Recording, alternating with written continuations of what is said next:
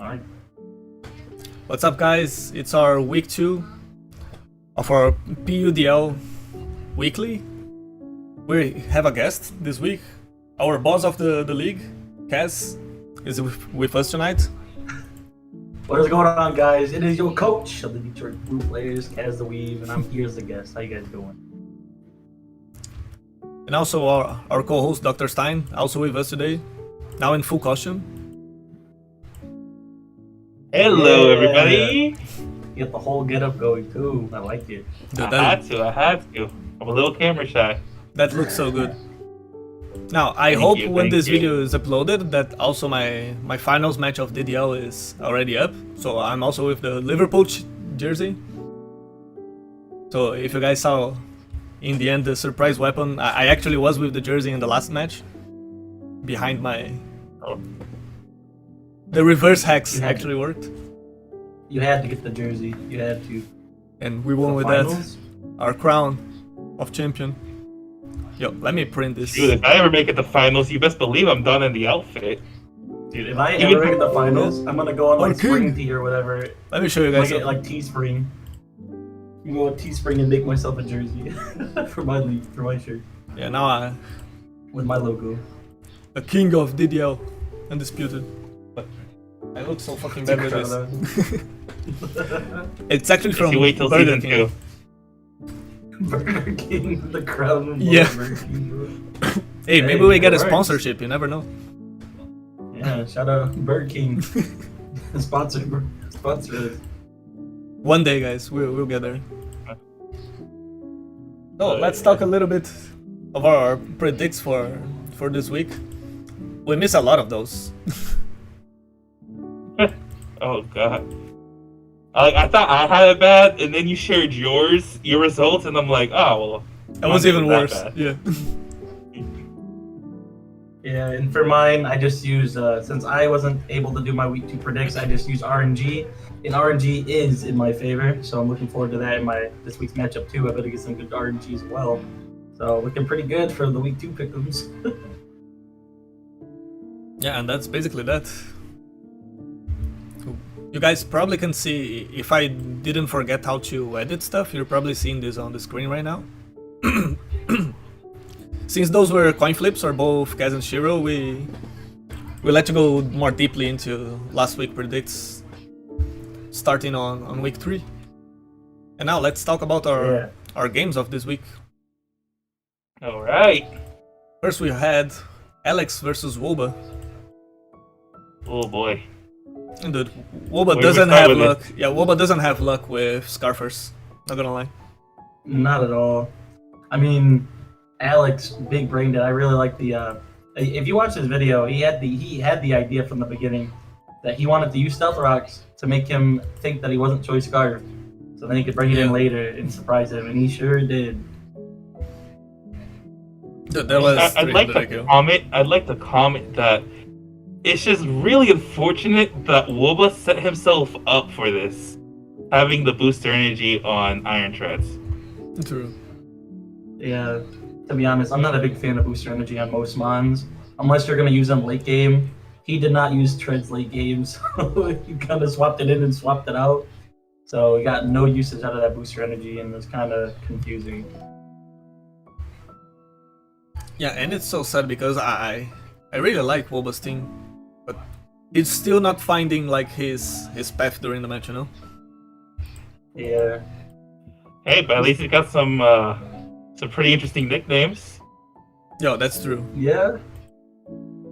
You got the nickname part down, now we just need the game plan part. Yeah, we know the creativity is He's got there. half the battle down. Yeah. We know the creativity is there. We just need to focus it to branch out, you know? Yeah, he plays really aggro, like setting up that early with Typhlosion, when the guy still had 6 mons up, is like pretty ballsy, but if you look at his team, Terra Grass Typhlosion does do pretty well against his whole team, except for like, I guess Enamorous kinda, because it's a flying type as well. But like, it can hit Jolteon for decent damage.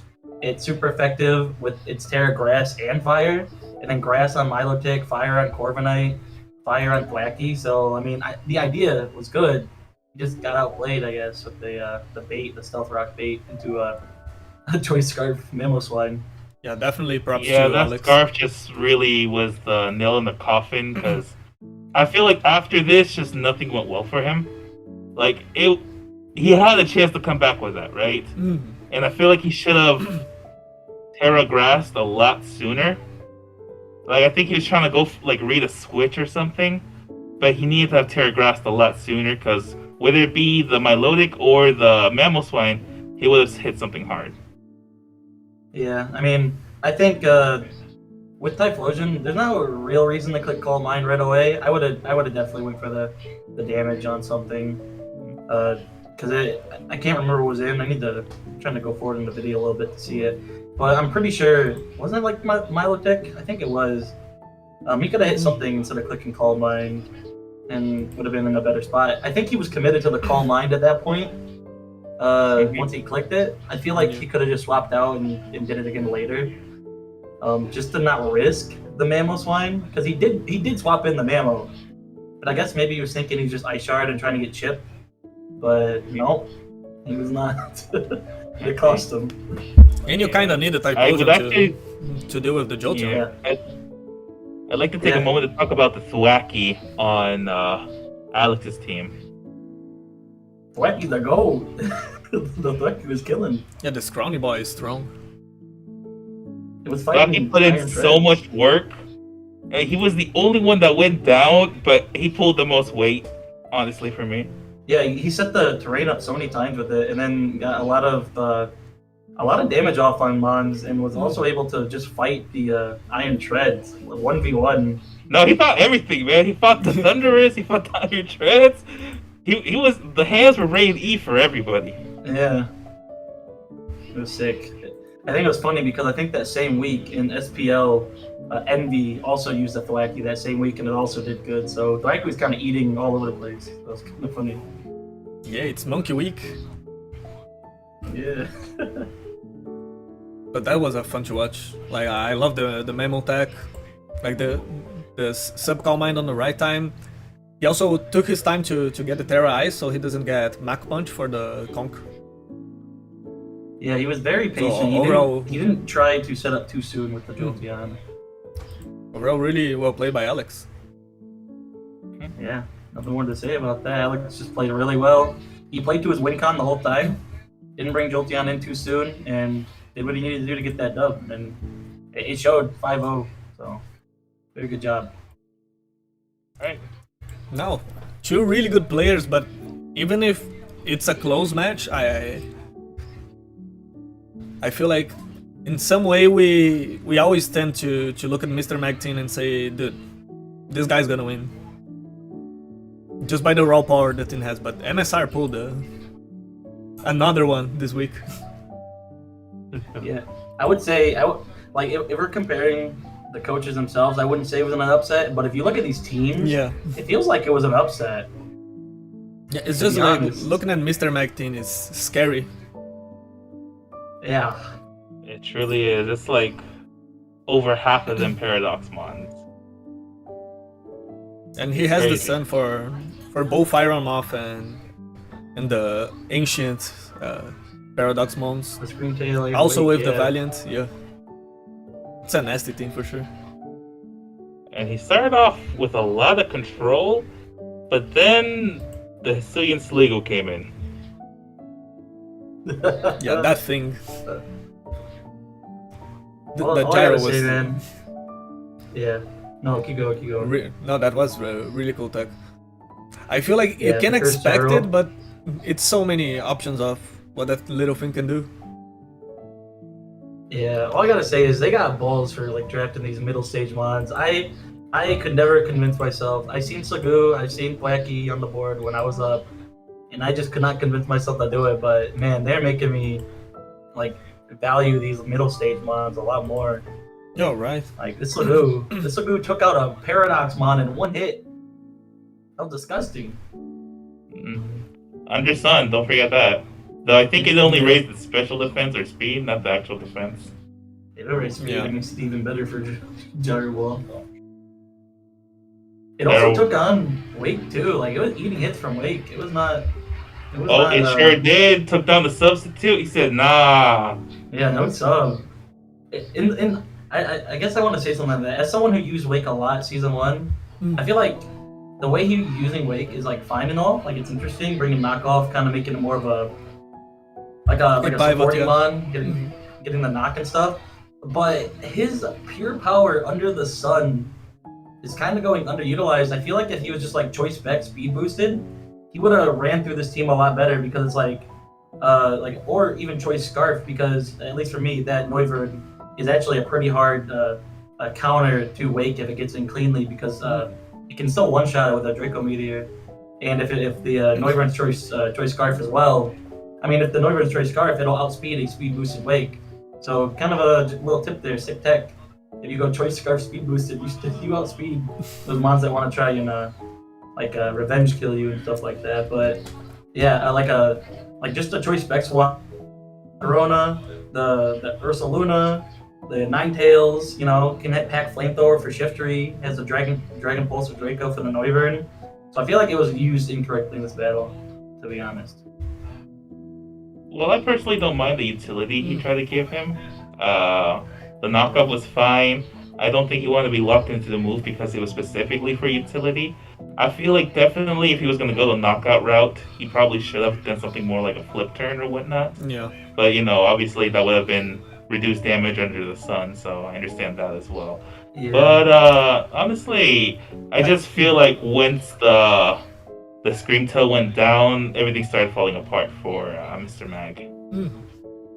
I feel the idea was like trying to surprise with a mix set, like hitting in one side and then getting the surprise factor into the other. It just didn't work out for him. Right. I think the upside with this team is he doesn't need to bring Torkoal every week because Wake got those buffs with Flip, Scald, and Knockoff. So I'm definitely interested to see, because if he wants Wake to be like a true utility support mon, he can make it bulkier. Dragon Water is a pretty good typing, and its stats are not bad in the defenses and stuff. So just blasting Scalds at people and trying to get some burns and then knocking off switch-ins, that could be pretty good too. And then you don't need to go Torkoal. Torkoal's main job is just setting up the sun, and that's about it. So it'll be interesting to see what he does with that. Gosh, this Blood Moon is just disgusting, man. Yeah, it just doesn't care about anything.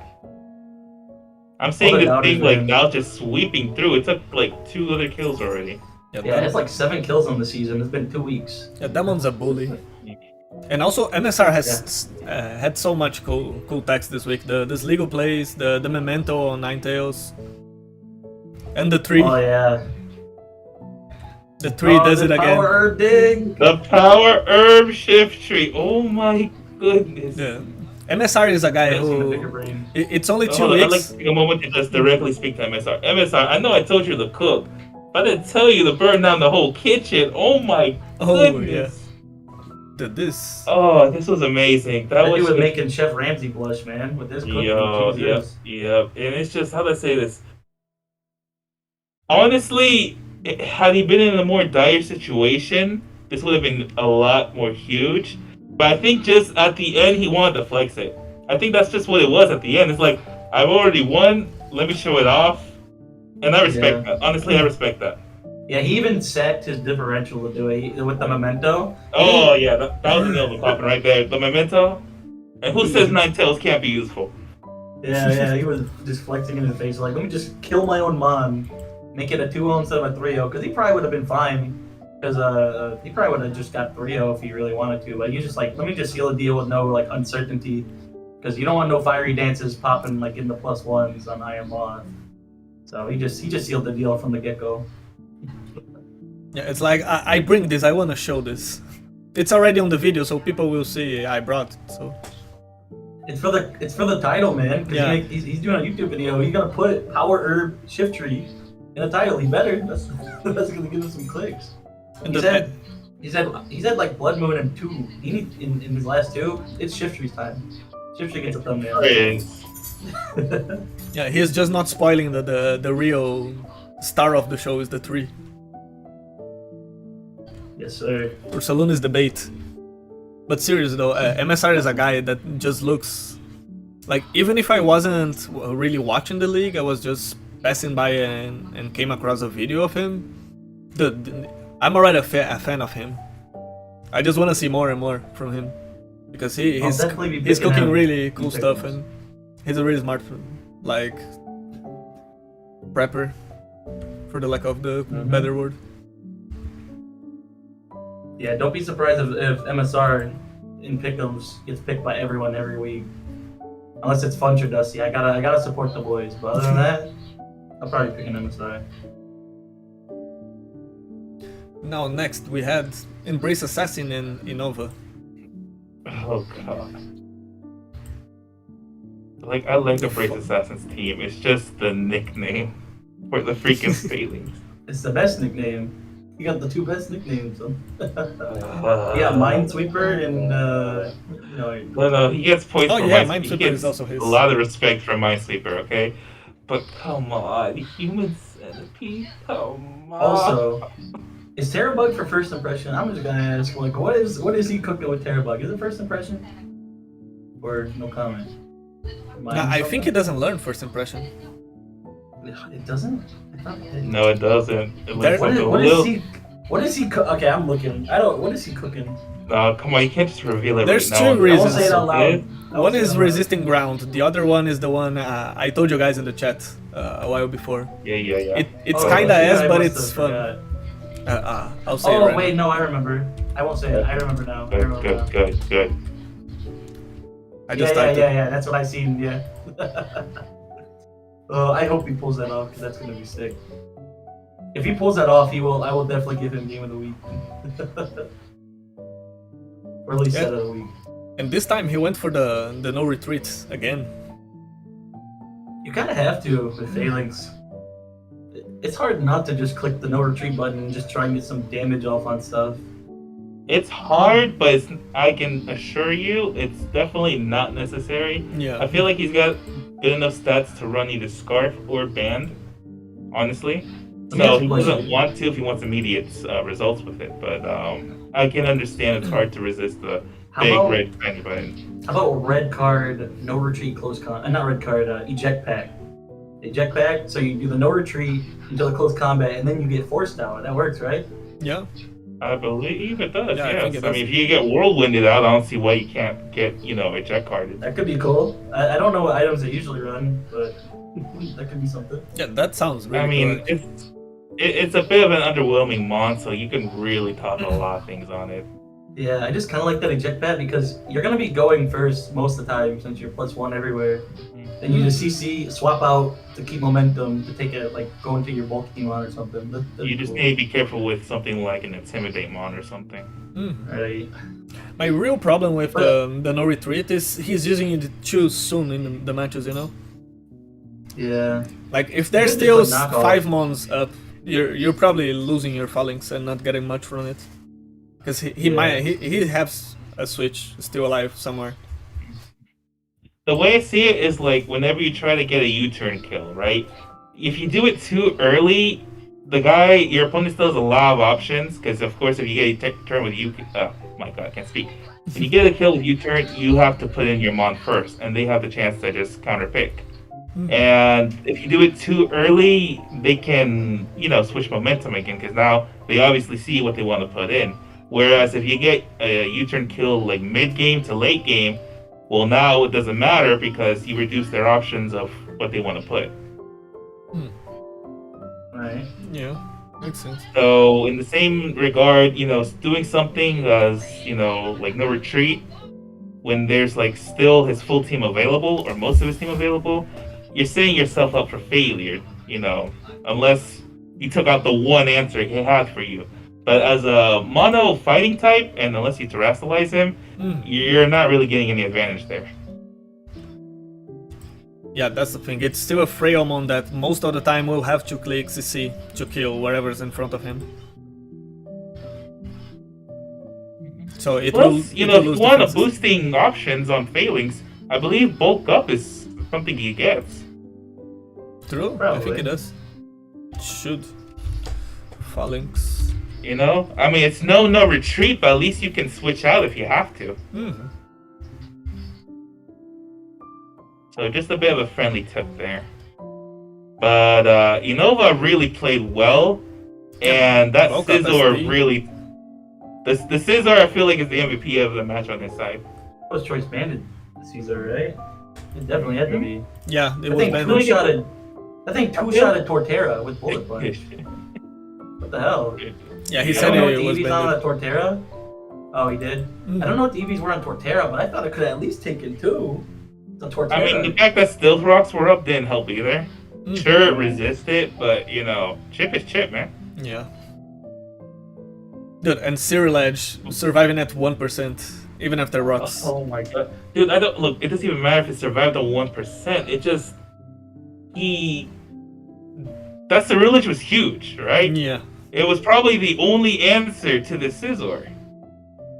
Yeah, he brought it up too early too. Even if you expect the bullet punch, like even if you expect it, you're not running flame body or anything. You don't get to punish it. Yeah. Yeah, and then it wasn't even bullet punch. I feel It like was much worse. It was much worse. It was much worse. I feel And like it's like so. Go ahead. no, I just feel like Embrace Assassin has the same problem Dusty has sometimes. Like they have a good prep, they have a good team. You can see what they were going for, looking at the moves and the team. But it just don't work out during the match because there's a couple of bad switches. And some things you don't really think about. Yeah, I guess he didn't know. I don't think he knew if knockoff was. Wait, no, he definitely knew knockoff was on there because Caesar knocked off Minesweeper's Eviolite or leftovers, so he knew that was an option. And Minesweeper was at 1%, so knockoff was really safe. So I do question the Scarlet switch-in because Scarlet is like pretty good into the team. Like it's pretty decent, but it's like if you want it to fight Caesar, you need it to come in later when you clear out more than months. Because he had 6 months. There's no way he's keeping Caesar in. There's no reason to, right? So like you just bring Sirlich to die at that point because as soon as it comes in, Caesar is gonna swap out. But at that point, he didn't even need to swap out because he put you at 1% and you could have just beat Pete if you really wanted to. Yeah, even if it wasn't bended, like if it U-turns, he can just go like Domfen and be annoying. Or BP would still do a valuable damage. Yeah. I think that's a very key point right there. Like, let's suppose he didn't know it was banded, right? Even if he wasn't, right, and he would U-turn and you would take minimal damage, you still give him the opportunity to get a free switch in. You should have just let the Minesweeper die. And then, because he gets that early U-turn kill, like I mentioned, now he's forced to send out his mom first and you can pick a counter pick. Yeah, you get the momentum there. Yeah. So, it was definitely a play that costed him the match, in my opinion. Yeah, like then Sirlich can come in and he might have SD or something like that, and Caesar would have to go out. Like it's a completely different game by there. I don't know what item he had. I definitely would have ran heavy duty boots on this team because Tinkaton and Donphan are both solid rock setters. He did not run heavy duty boots. Yeah, I think it was lefties, right? Yeah. Lefties on the Sirlich. Sirlich? That's interesting. Yeah, it was lefties. Yeah, looking at the game, I thought it was Sash, but then I'm looking at the replay and says leftovers. Yeah, it is. That is not an item I see usually ran on this mod. I don't know if you especially if you're running weak armor. Yeah. Weak armor leftovers is probably not it. If you wanted to run leftovers, I would imagine you'd want to do flash fire and then do like a Spadef bulk build and then do bulk up or something like that. Or maybe not even Spadef bulk. It already has 100 Spadef, but with the leftovers build, it kind of seems like you're going like sub bulk up or something. But he went weak armor, which is very, very questionable, I would say, with lefties. I would definitely would have went Sash or Boots. Probably Boots more for this team, but maybe you come in before the rocks get up or something. But he didn't even have any removal on his team, so I definitely would have went Boots with no removal. I don't think he had Boots on Rabambi either. That thing was probably sashed. Yeah. But if you're not leading Rabambi, it probably should be Boots. But correct me if I'm wrong there. No, I agree with that. So what's next, Kilma? Oh, last thing for this one. Oh, go ahead. I guess we didn't talk about the end game. The end game actually got really close. He was able to get like triple hazards. He was like sticky webs, poison, toxic spikes, and spikes. So that was pretty good for Assassin, but he just couldn't close it out because Choice Bandit Caesar is a problem. Yeah. Thank you for bringing that up, Kaz, because I actually was going to say that, and then I lost my train of thought in the process when we brought up the Cerulege. Yeah. But yeah, despite the mistakes and misplays, Embrace Assassin actually was bringing this back. I was very surprised. So, like we mentioned, we see the potential here, right? He's got the plans. He just needs to execute them a little better. But it's there. Yeah, the Meow set was really good. Get a dub. Yeah. Like- He's gonna get a dub. I guess ended on a good note. The end game, you almost brought it back. You had a solid end game. I think early game, you were too excited to get kills, and it didn't pay off.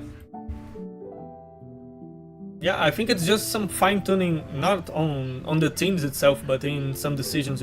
Maybe like rewatching your matches, your mocks, doing a couple mocks if he's not doing.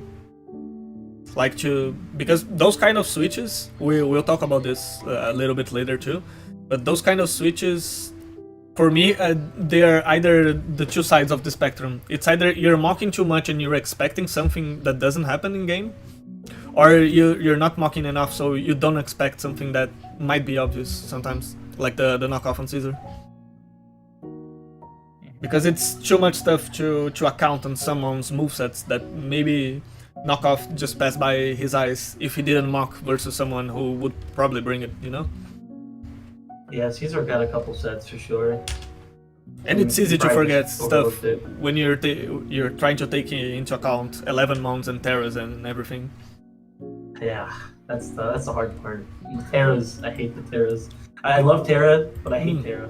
Like, I hate prepping for it. And next we have Kingler and Peter. That was a really sick one too. And for the Articuno haters, I'd like to make a disclosure first. I want to say that for the first part, Kingler using one of my favorite defensive mons, Bronzong, I was very happy to see, and I was very happy to see him putting it to work. But we'll get more into that in a bit. I just want to make that disclaimer. I really liked what he was going for. That's what I want to say first. He has the Maka favorites. He has a lot of I don't like Maka favorites. Articuno. Oh, sorry. Oh, he's got Fat Bastard. Yeah, the Fat Bastard. The Volcanion. Yeah. Hey, girl. Let me zap those pants. Every time I see fucking Mephisto, you zap those. That's really funny. Let me zap those pants off. That is just so good. And he says it every time with a straight face. I don't even know how he can do it. Because he's the Dawn. The Dawn. Also, I love Bishop. I love that it is. It's just the fact that it's EV Light now has made them on so much better. You know who doesn't love Bishop? Peter. He doesn't seem very fond of Bishop. He was week 1 when they one shot Dusty. Sorry, Dusty. When he one shot that Mian Chow. Oh yeah, it was the Bishop. Yeah, Good I catch had on that. the shit out of that Bishop. I mean, that Mian Chow. Peter's team just looks mad scary, man. That is just. I think both teams do. Mm-hmm. He's like, I was shitting on the Espathra. Like while I was watching this game, I was shitting on this Espathra, and then it just made me eat my own words. Oh no, Espathra just needs one thing in this game to go crazy. That is Stinglu dying, or even getting poisoned. So she just stalls it, or get whirlwind out. So yeah, I guess maybe just wait Stinglu to die and game is hers. So now here we're gonna digest a bit about the match, and it's just I want to say Peter had some godlike reads with that Articuno, some godlike reads. Oh my goodness! Like the Terra Ground would catch both Zapdos too if he roost again. Yeah, you got the crit on that Ice Beam, and I didn't realize that at first. You got the crit Ice Beam when the Zapdos did roost turn 1. And then the Zapdos, you turned out, and then what was next? The Volcanion came in and it Terra blasted. Oh my god. Like, the fact that there's a Bronzong right there, and he had the balls to click Terra Blast was sick. No, and it hits a lot of Mon. Bronzong can be heat proof, it's really good against Volcanion, can hit Zapdos if he roosts, and it's neutral against all the other Mons. Yeah. But still, doing the read, Like and catching Yep. the Volcanion on Switch, really a big swing on Peter's favor. Yeah, and then got the little chip. Then click Terra Blast again on the Volcanion. So got the Air Slash off on the Bronze one that swapped in, which makes you think it was probably the Levitate at that point. But that was a clean little move and got the U-turn. So I was a big fan of the Articuno plays. I was popping off a little bit for. He was reading the book. Yeah. Also, everything went definitely. on his way because the Zapdos also missed the Hurricane turn 2. Yeah. Miss Hurricane then got crit. Yeah. It was not Zapdos' day, that's for sure. Yeah. But then the Bronzong comes in, right? And then Kingler Yeah. starts cooking. Ooh, he starts cooking. The boss joins the Future room. Sight. Yeah, that Future Sight stuff Also- was sick with Iron Defense. Also, It's a good I one. just want to know, like, Peter was high at first. I don't know why you click Protect on Bronzong after you clicked Iron Defense one time. You know what's gonna happen. You know we gotta click Iron Defense again. So why not swap or hit it? Get some more chip on it or something. He let it get another Iron Defense for free. And then got hit by the Future Sight. Well, unfortunately, that didn't matter. That didn't matter because Kingler makes one of the most questionable plays I've seen. He switches out his +6 Iron Defense Bronzong In front of Spatra. What does Spatra learn? in front of his Spatra. What No. does this Batra do? Nothing. It does nothing. Stored power? Shoot. What's that gonna do against a 4 times resistance? Yeah. And That's Dazzling Gleam? Well, he only called mine once. Yeah. It's just no. Who cares if it resists body press? That defense isn't gonna matter. yeah, you get the chip on that thing. I mean, body press might even like. No, body press was gonna probably take out at least 60. Yeah, but they had a chance to Tuco and he just swapped out. It was very disappointing because you're gonna see later on that he got close to like knocking this Espathra out, right? Mm-hmm. And it would have been just what he needed to kill it. Yeah, the body press damage mattered for sure. It mattered so much, and then by the time he comes back in, he has stored power enough to kill him. Besides being quad resistant. Yeah. No, And- it was just that would have been so different the match because all he had left was the Gligar, and he had options for Gligar. yeah, he was at that point he was +4. The only special attacker on the team was Espathra. So he would have got more damage off it, barring a crit like from Ivy Cudgel or something. Yeah, so it was a very disappointed play, right? Because he cooked up something so well, and it just went to waste. Mm-hmm. In all Yeah, honesty, that's my opinion. It went to waste, and I know it's No. something very critical, but it's just like, what better position are you in when you're ×4 +6? You're in such a good position for your body presses. Yeah, like Yeah, and at that point it didn't have leftovers anymore. It was low health. I would have just started clicking. Yeah. and he didn't had anything with Sucker Punch to deal with Spatra. If he has like, oh okay, let's say Tinglu is another dark type with Sucker instead of Tinglu. Or like, oh, I have this mon to deal with Spatra later, so I can just sack this thing. Right. Like I can try to save it then- later to do something else. I have other ways to deal with this. But I still think you go for the play, even like that. Yeah. And then right after that, Peter pulled out the Book of Tingler again and started reading because he read the Tinglu's, like Tinglu came in, and then it read the swap out when he brought in the Heracross. He read the swap out to Volcanion and got the Stone Edge on it, which was pretty big as well. Got rid Yeah, of the that was really Volcanion cool for too. free. I don't think Volcanion clicked any like attack move, did it? It did nothing. It took a Terra Blast and then it took a Stone Edge and died. Which is so sad because Volcanion's such a good mod. Yeah. It actually probably would have, well, not Though, maybe taken out I the do Gligar, question- but yeah. would have been the big help against the Gligar. I do question though why Volcanion came, just a little bit because it's weak to Ogerpon, it's weak to Gliscor, it's weak to Stone Edge like you see, and Terra Ground. Mm. Like obviously it can hit them back, But I feel like you gotta have someone on your team that isn't so scared of swapping in over there, right? Yeah, it is very bulky, I but think- still. Yeah, but believe it or not, it still has a lot of value with its signature move because I believe besides cool. Skull, this also has a chance to burn. The Hydra Steam? but Not Hydra Steam, I forgot what it's called. Steam Eruption. Yeah, yeah. So let's say Gligar already gets his Toxic Orb, right? You can't burn him anymore, but you still do damage, so it's still something. Okay, Ogerpon, he is super effective. He won't one-shot it, but imagine, even if you do neutral damage, you get the burn off of Ogerpon. So it still has a lot of value, besides, having some disadvantaged matchups. But, I can see why he would have brought it. There's still value in the I just think that I don't know, like Crawdaunt would have been better here with adaptability, Dragon Dance, stuff like that. Aqua Jet priority. He also has Girder. He's pretty good with Eviolite and then Kintera.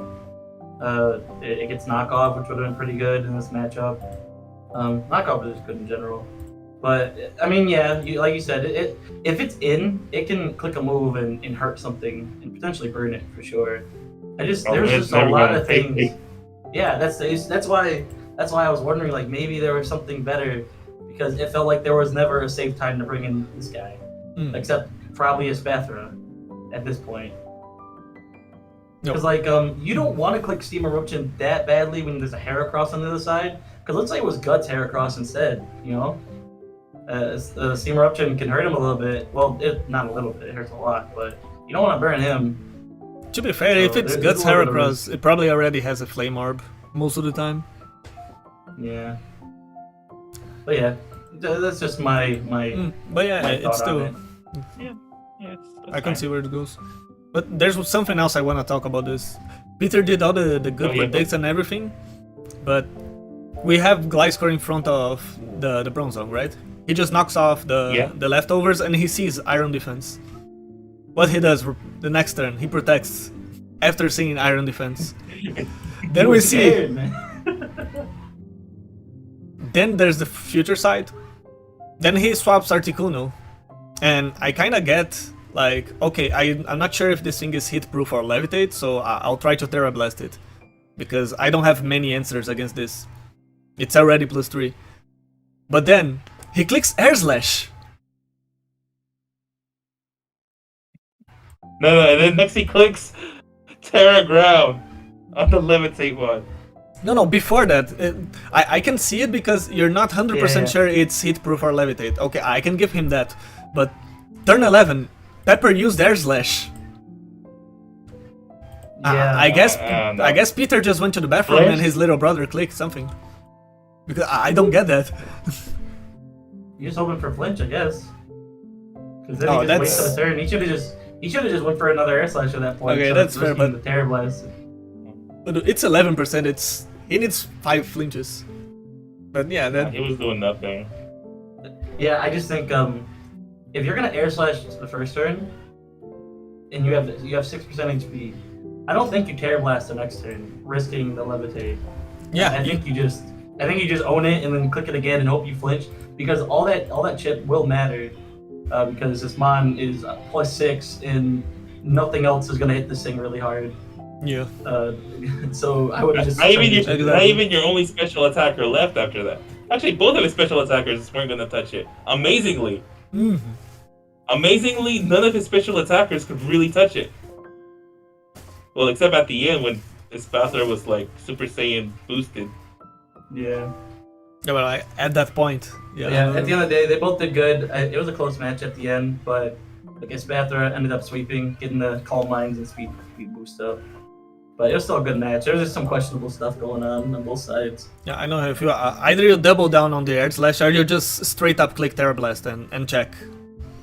Yeah. But then instead of going Spatra, he went to the Bishop. That did almost nothing. By that point, it was too late. You just go straight to Spatra, I guess. I think he was trying to go for a crit Night Slash, which I understand that. Oh yeah, the thing crits. I don't think he was in a desperate enough situation where he needed to go for that soon. Oh, I actually forgot that a higher crit rate too. Yeah. Yeah, no, But no, no. still, Yeah. So I actually understand what he was going for there. Yeah. But once again, I don't feel like he was in that position where he needed to start sacking, because that was a sack basically. It was go or broke, you know. Exactly, broke. yeah, that's the point. And but he still had Gligar, which resists the body press, and is still a tanky mon himself. Has passive healing, and the only thing he had to fear was the future sight, which he could just. Well, I'm not gonna say go switch into freaking Bisharp, because he still risks the body press. But something like Spathor probably would have been fine too. So he he didn't need to do it so soon. But I still see the logic in the play, so I can't fault him for that one. 100%. It's not like the Articuno one. No, that's different. Yeah, that's one. Okay, next up we got the Mafia match. Ben versus Dusty. Oh my goodness, this hurt my heart to watch. I couldn't pick a side. Just real quick, if we recap to our last week's episode, I just said Ben would lose getting flinched to death or hexed to death. Accident, yep. Yeah. And then he proceeds to freeze how the Dusty. turntables. Yeah. I told you guys, this guy owns Showdown. I only own DDL because I know, but I don't have proof. So he's trying to keep me around so he can kill me. Yeah, and right now Funch is in the lead. I think he's ranked first. Oh no, he's second. First. Oh yeah, he's by first. No. Yeah. Yeah, I made the mistake of Alex played this game already, so that's why he's ahead. Funch was first with the +9. Yeah. So he is cooking this season so far. Early game was going so well. Early game went so well. I love how Dusty prepped for the Dragon Dance Excalibur. I think he realized he had no real way of stopping it. I don't know if he planned for sub or not, but he knew that he probably wasn't going to have an actual way to stop it, because just slow, and Glow King is so slow that if you don't one-shot it, he's always going to pull off that chilly reception. Yeah. So the Trick Room, and not just one, he had 2 mons with Trick Room to stop the Excalibur, and it was such sick prep. Yeah, I like the Trick Room. I thought that was really cool with his team, because at least most of his mons are relatively slow. I don't know how he EV'd his Iron Bundle in Cyclizar, but I did like that. I thought the body press was an interesting bring. I definitely would have suggested, if I was making a suggestion to him, which I wasn't able to, because we don't choose sides. We don't choose sides in the Mafia, so we didn't help nobody on either side. But since Glotzar's defense stat isn't that high, it's like 60. I think Ironhead would have done more if you were offensive quad. I'm not sure what his EV spread was. But he did make the read into the Excalibur from that chilling reception. But the body press just did 30%, just not enough. Which was unfortunate, because then it allowed, the backs to get behind that sub. But I think that Ironhead would have done a little bit more at least. But I don't know how that would have affected the battle at all. That was just my suggestion there. Yeah, that's fair to say. But Even though I love Dusty's prep, like I see he went for the 2 modes, right? The Trick Room, but he also has 2 of the fastest modes ever in this generation, in Iron Bundle and Cyclizar. Too bad for him. Cyclizar is fast. Yeah, too bad for him. The Trick Room didn't really work out in the end, and he just sacked the bundle inside the Trick Room. By the way, I think that's when the match went south. Honestly, for me, that bundle had so much value, and it's just it went downhill, and it's just such shame. I don't even think I enunciated that well. It's such a shame that we had a repeat of week 1 with Dusty, because this is literally the Mian Shao sack again. Exactly. You have a fast, heavy attacking mon that you put in, and you misread the switch. You overpredicted, and there goes like one of your most important members of your team, because you have like 3 utility mons, if I'm not mistaken. Half your team is utility. I mean, they do attack, but the rest are the main hitters. I'll even go further. It's not overpredict, because let's look at it. It's the final turn of Trick Room, and there's Chandler in front of Lando. But Chandler, with an air balloon. yeah, but Chandler has the air balloon, so you know Lando is not gonna EQ. So it leaves you basically two options if it's not a different or weird set from Lando. Either U-turn or Stone Edge. Yeah. There you go. I feel like Stone Edge. Sorry, go ahead. No, it's that, like, you know, if he gets the U-turn, he can just go something that's really annoying to bundle or something that walls bundle. And It wouldn't kill it. yeah, he could go like something like maybe Lucario and try to BP it if he had it. Yeah. Or Yeah, the stun I would edge just say- kills. Like, it's a lose-lose situation, you know? Yeah, and it's like, I feel like you gotta assume Stone Edge a little bit because he has like, let's see, 1, 2, 3, 4 Mons weak to rock on his team.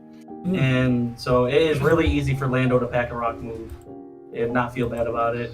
So I definitely wouldn't have played that. Like, he was going aggro. He wanted the aggro switch, hoping for like maybe a U-turn or something, and to get in this bundle to start scaring some stuff. Honestly, I don't even think that was a good play regardless, because if you do assume it was U-turn, I mean, Lucario comes out and he can just click, Yeah. fighting move. And you don't do a lot. Like, you Hydro Pump 2-Kos unless you crit, but it ain't one-shotting him. So at the end of the day, I don't think bundle was ever the switch in there. I think Yeah, I talked about it earlier. I think you just shadow ball his ass or flamethrower to try and get a burn, and then just let this thing go down. Or actually, yeah, there wasn't really. If you know he's not gonna click Earthquake, there's still not really a good switch in, to be honest, on this team. Because like then Magneton comes in and then gets Earthquaked anyways. So yeah, I would have just went for the damage to try and get this Landers in kill range for one of your other mons. I'm not sure if he's trying to preserve his last trick rumor because I know Armor Rouge went down, against the backs. Yeah. The sacrifice was made to get rid of the sub, and I do respect the play. I don't think he had any other choice. Maybe Sub match is scary. Unless no, it was still. I think it was a necessary sacrifice. But maybe he didn't want to get rid of his trick rumor in case the chilly reception to back's play came out again. But still, I feel like it didn't need to go down like that.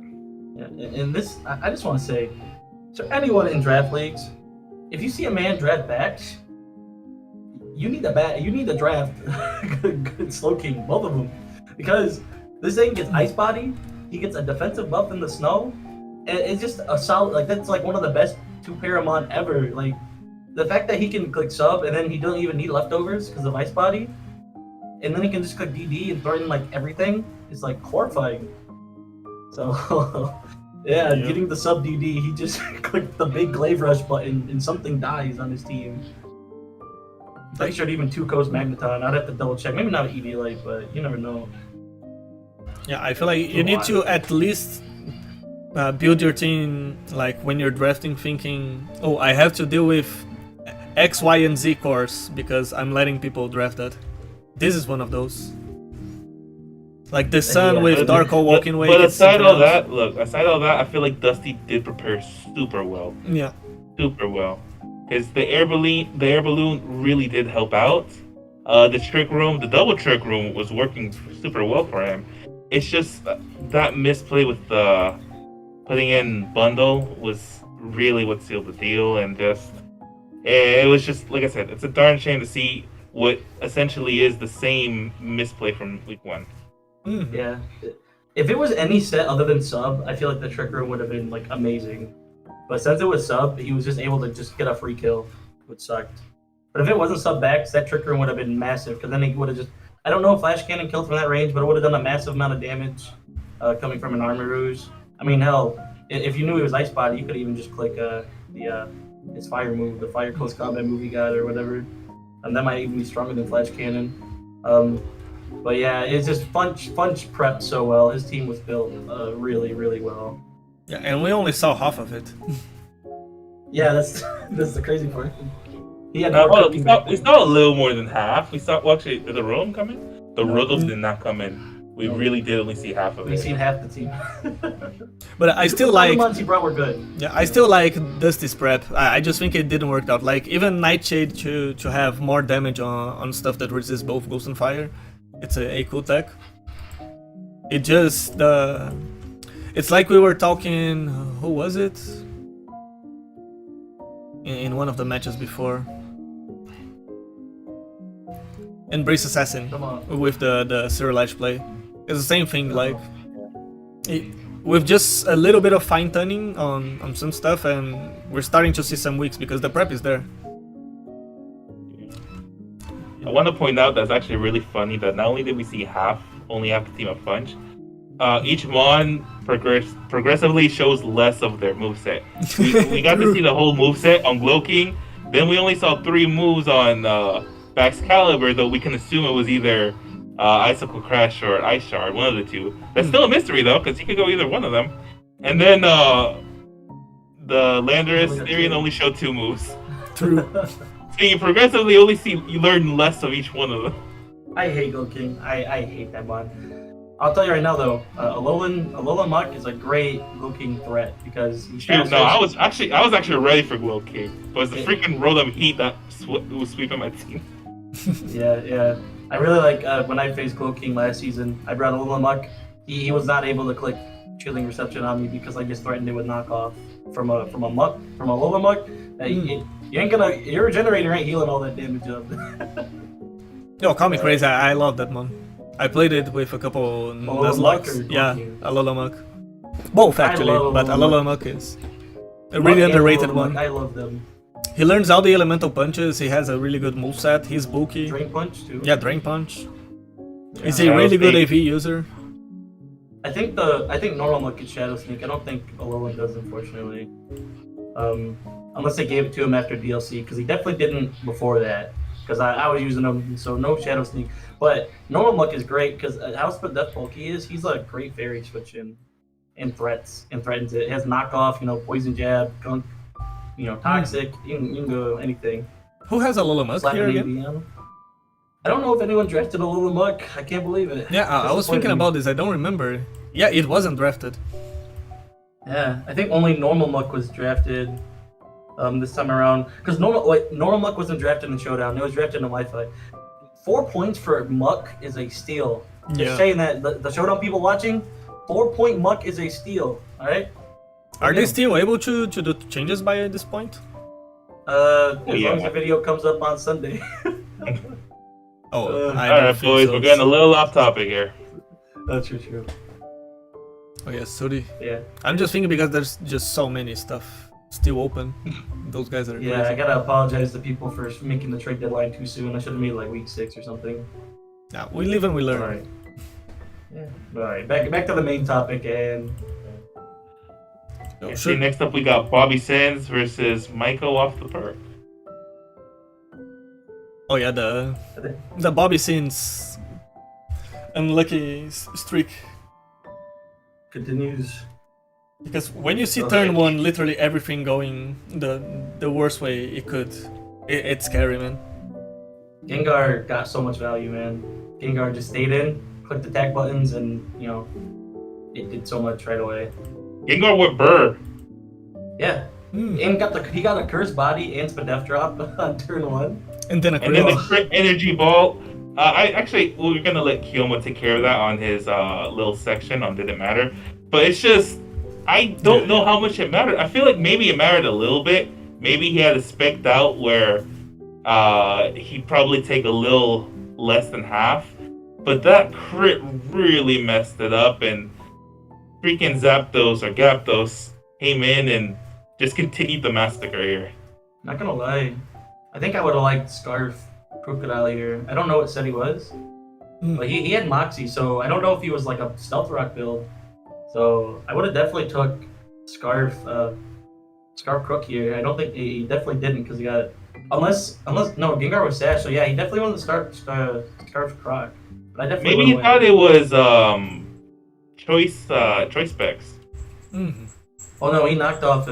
He knocked the Sash. I mean, he knocked it off later though. That's how he killed it. No, Gengar turn 1 got. Oh no, that's right. Yeah, by the mess break. Yeah, in that case, it was just. Yeah. It was a shame. Like I feel like he wasn't counting on an energy ball, but then it probably would have a Dazzling Gleam. I don't know. That's crazy. You have a Bolt right there that's faster than Gengar. Why bring in Crook? I guess you wanted the Moxie, but like for what? You're not Scarf, so is it Gyaptos comes in and kills you? And if I remember correctly, Gengar doesn't have any prio. No, it might actually get Sucker Punch. No, but it that does doesn't have matter. Sucker Punch. It has Sucker Punch. Oh, That okay, does. then. That does. Hold up. You say it doesn't matter, but you realize sometimes Gengar hits hard, but sometimes he hits hard enough that you're an inch away from your life, and you just don't have the speed to finish it. Yeah, I still think Pulp would have been the answer here if he wasn't Oh Scarf. no, definitely I agree with Yeah. that. I 100% agree that Pult was the answer. Yeah, you take the shot. That was I think he just got a little greedy with the Moxie boost. Like it was right there. It was like hungry. He really wanted it. But once again, like you said, Gyaptos was gonna come in next, and he doesn't outspeed Gyaptos unless he's Scarfed, which yeah. he wasn't. Yeah, which he wasn't, because you could have actually no, you would have still wanted to swap out anyways. Even if you click like Stone Edge here and got the +1, you're not gonna kill Gyaptos.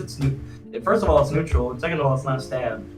So and Gyaptos got legendary stats, so it definitely wasn't dying to it. So I don't know what the idea was here. And if Gyaptos is scary to prep against though. It is. If we look at his team, who did he really have? Like I think actually he was trying to bank off of the Flame Body Heat Ran. I'm pretty sure it was Flame Body because he went straight into it and Zapdos gets stopping tantrum. All right, I know from experience this dude gets a ground coverage. His team, his only answer was like Tornadus Incarnate was like his only answer. I mean, kind of Diancie, I guess, but like it's neutral and Wigglytuff, I guess, but it's gonna take a lot from Brave Bird. So yeah, literally just like being Tornadus was his only answer, and he didn't bring it. Yeah, this Gyaptos ran his team. I love Gyaptos, by the way. I want to use it. That mon scares the shit out of me. When I played it last season in my Wi-Fi league, my prep for it was I run Scarf Destiny Bond and hope he attacks me. Because I had a boss stiff. That was my prep because I had nothing for that thing because it is so strong. Yeah. No, I had a plan for Gyaptos. That fell apart quickly, and I just got real lucky off of some calcs. That's how I dealt with Gyaptos last season.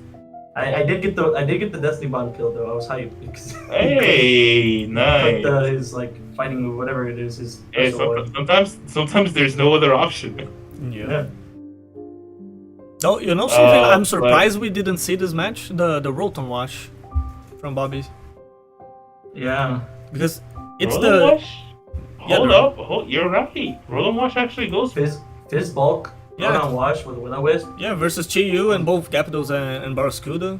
And Barraskewda. Make it physically defensive, Will-O-Wisp. Yeah, and it gets Volt Switch, so it can just Volt out of everything. Because like Gyaptos or and Barraskewda... to underway the Gyaptos and Chi-Yu and you fix your speed issue. Yeah, you can also T-Wave. And then like you just have Volt Switch, which is like... Because like Gyaptos and Barraskewda aren't going to stay in, so just... You get free momentum and damage. Hold up, this guy didn't bring any ground type. Volt Switch was free. Yeah. Wow, that's a darn shame. Yeah, I feel Rotom was just so good in this matchup. Oh wait, I'm really surprised. But hold up, Perk does have a ground type in his roster though, correct? Yeah, it's a Mudstale, which Mudstale don't fuck with no. But it's a Rotom Wash though, even more of a reason. Yeah, Rotom Wash washes him with Hydro Pump, and it can still Wisp it. Yeah, because it's not like he was the Rotom Heat Berry and he had to watch out for like a Stone Edge or something. Yeah, and Mudstale isn't even Terra, so it wouldn't even be able to like Terra and anything to like stop it from getting Wisp. So I feel like Bobby says like this was probably just something to consider when you prep. Like for example, you see that something's really good, like a Rotom, but of course ground type blocks Volt Switch and everything. But you still do things to it. You can Will-O-Wisp it or something like that, regardless. But in this case, Mudstale, as his ground type, that was free. Yeah. That was very free to bring the Rotom Wash. So please. Definitely just keep that in mind for future team preps, and you'll be on your way. Trust me. Yeah, if I was him, I'd be like, please bring the Mudstale. Please swap it out on my Volt Switch so I can just stay in and pump you. Because nothing taking pump either. Like, what you want to swap in Barraskewda? What Barraskewda gonna do to a Rotom Wash? This defense one, so like pump is just free. But yeah, we talk about Mudstale. We talk about Mudstale. I still remember Muck. Not gonna lie. Oh, He did. The crazy must do. The only mod that sticks so on entire team. no. Dusty was able to 6-0 with Tornadoes, No, wasn't he? Dusty did 6-0, but it wasn't with one mod. Though. Oh, okay. He must have got a 5-0. It was 5-0, and because he already killed something earlier. Okay. But this was 6-0 with just must do. Yeah. When you You realize probably you never forgot got something, Yeah. and you see a horse Right. plus 6 in your front. Yeah. I think Munsdale's kind of cool. I wanted to draft him before, but I have not. But yeah, Barraskewda definitely is like a dark horse for me. I definitely slept on this mon. Hey, Barraskewda's I sick. said it last week. True. What's his name? That boy Keith. Like, while I did commend a lot of his team prepping, and you know, his match against what's it called, Maiko, Yeah. was pretty close, but you know, already kind of planned out. He was not planning on how much damage that Barraskewda was going to do. True. That Barraskewda was pulling Michael through.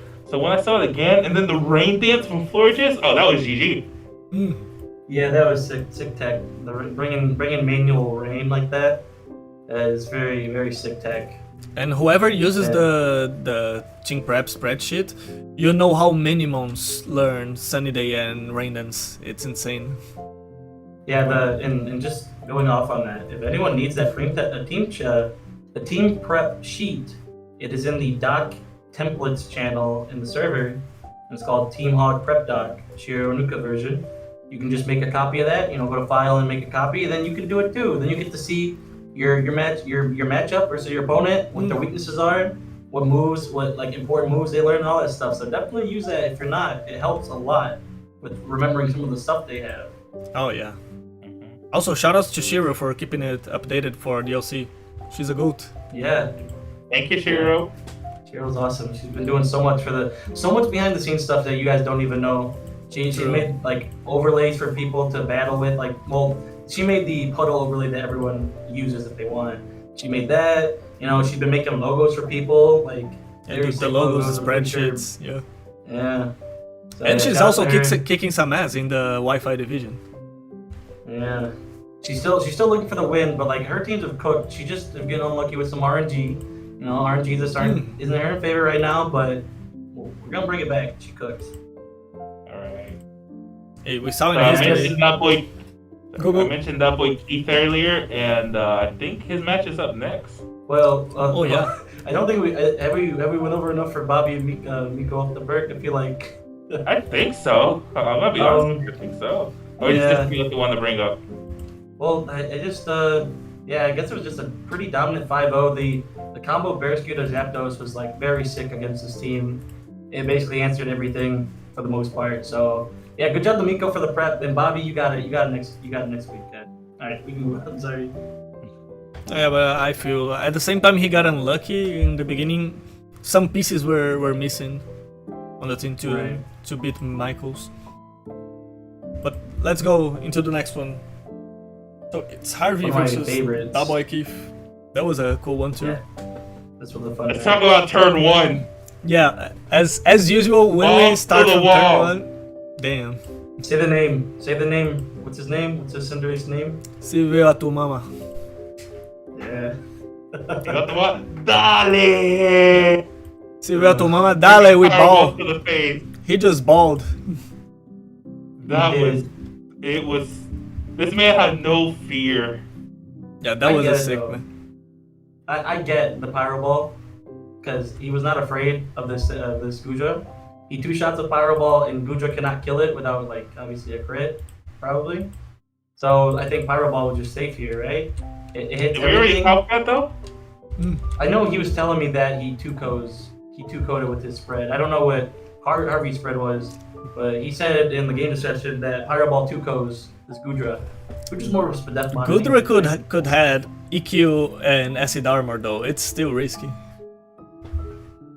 But Yeah. So. but it worked honestly, out, so we give prep. Respect to that turn one. Yeah.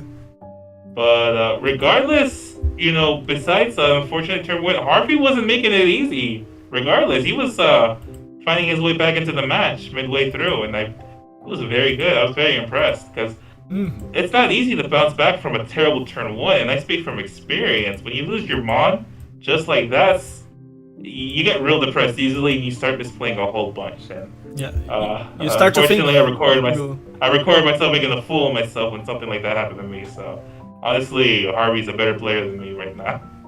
Yeah, and I guess if we go a little bit further in that game, not too much further, but why is his name different? The Heaven Can Wait. Who is that again? That's that boy Keith.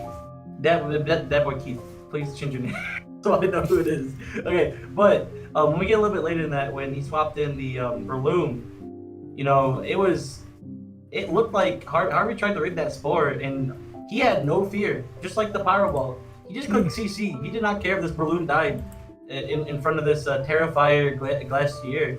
He just clicked CC, and it worked out for him really well. It did, like 73 to Rillaboom instead of like wasting a turn with Spore. Because I thought, even when I was watching at the time, I thought for sure he was going to try and click Spore, but definitely not safe to click Spore when there's another Grass Mon around. So that was a really smart move on his play, on his side. That Rillaboom lived on 1% health after that Mach Punch. That had to be a roll. And not gonna lie, I like Keith's style of like prepping stuff to survive some stuff and like making yourself so you don't need to pivot that much, because then it's harder to play against, because you always try to predict switches and ideal scenarios, but if the guy just stays in, you're the one looking stupid if you try to predict. So I think it's a style that can be dangerous sometimes. As we've clearly seen. Yeah, but when it works, dude, it's a show.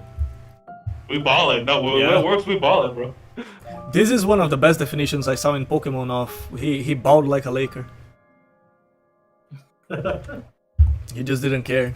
He did really well in these reads, but like you're saying, Harvey did not make it easy. Even when he was down, he was down right away to one Mon, and then I think he ended up in the lead at one point too. The Terrifier on Glastrier was actually really good. It answers a lot of threats, and he has the coverage for anything that wants to actually take advantage of that. And like Limora does not want to take a high horsepower. Yeah, and like you were saying earlier, I noticed he got the U-turn kill on the Rillaboom with Cinderace. That was probably a situation where you could have just clicked an attack, because now we got Glacier in a favorable matchup against this Goldango. When if he would have just kept in the Cinderace, it's a little bit harder to fight, you know? Like he could have U-turned. If Buzz Stallion came in, he could have just U-turned there into something more favorable at that point, which was like what? I don't even know what. This Glacier is pretty threatening on his team. No, dude, I fear a Terra Glacier. I remember week 1 against Will. That was one of the things I wanted to prep for the most, especially Terra Electric. Yeah. And I realized my team was not prepped for a Terra Electric. Like everything that I actually drafted did not handle a Terra Electric Glacier well. So if he gets the right Terra typing against a certain team, he goes crazy, and he actually almost did. It's just a darn shame he doesn't get any priority moves, honestly. Yeah, don't know why he doesn't get Ice Shard. But At least Ice Shard, right? Yeah. Also, shout out to the Grassy Seed Hatterene over here. That was also a sick tag. Thank you, Paz. Keep going. The confidence to bring Grassy Seed when he doesn't need to bring Rillaboom was sick. You know, he had the confidence to bring it, and it worked out. Yeah. So the only thing I didn't really look like a fool. The only thing I didn't really like was the Calm Mind in front of the Glacier, but at that point you still don't know if it has Heavy Slam or not. So I can understand that. Yo, Harvey could done here something like Dusty did. Like getting Trick Room in somewhere in his team for the Namoros, both Gudra and a Glacier. And you still have your Speedy Core on Sneasler. But regardless of even having Trick Room, he still handled the game very well. Yeah. Once again, he brought this thing down very close. The Dire Claw landing on the Dragonite could have actually made things pretty difficult as well. Yeah, and he got those Mystical Fire debuffs to help him take that. He only took 27 from Sludge Wave from Limora because of that Mystical Fire. True. The debuff. on that. That's a thick Enamours. Yeah. It was claiming some kills too. Did it live this Make It Rain? It lived, well, I don't think it's super effective because it's a flying type, but it still lived a Make It Rain from a Goldango. It did like 60. It was able to get a nice little, it got a nice little mystical fire off, which also lowered his special attack again. So he's at like -3, the Goldango was. At that Wait, point, no, that shouldn't make sense because he only used it once. And he Is Make It Rain not -2? No, it's -1, bro. That's why it's such a busted move. Oh, I thought it was like Draco. What the hell? Dude, no, we wish it was like Draco. Unless he's on your team, then you are happy it's only like -1.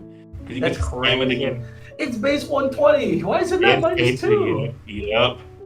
Okay, that's dumb. Because Goldango, bust, punto correcto. Oh my goodness. Yeah, also Yoma, really good look at nickname. it. Yeah. Yeah, this is also a really good one.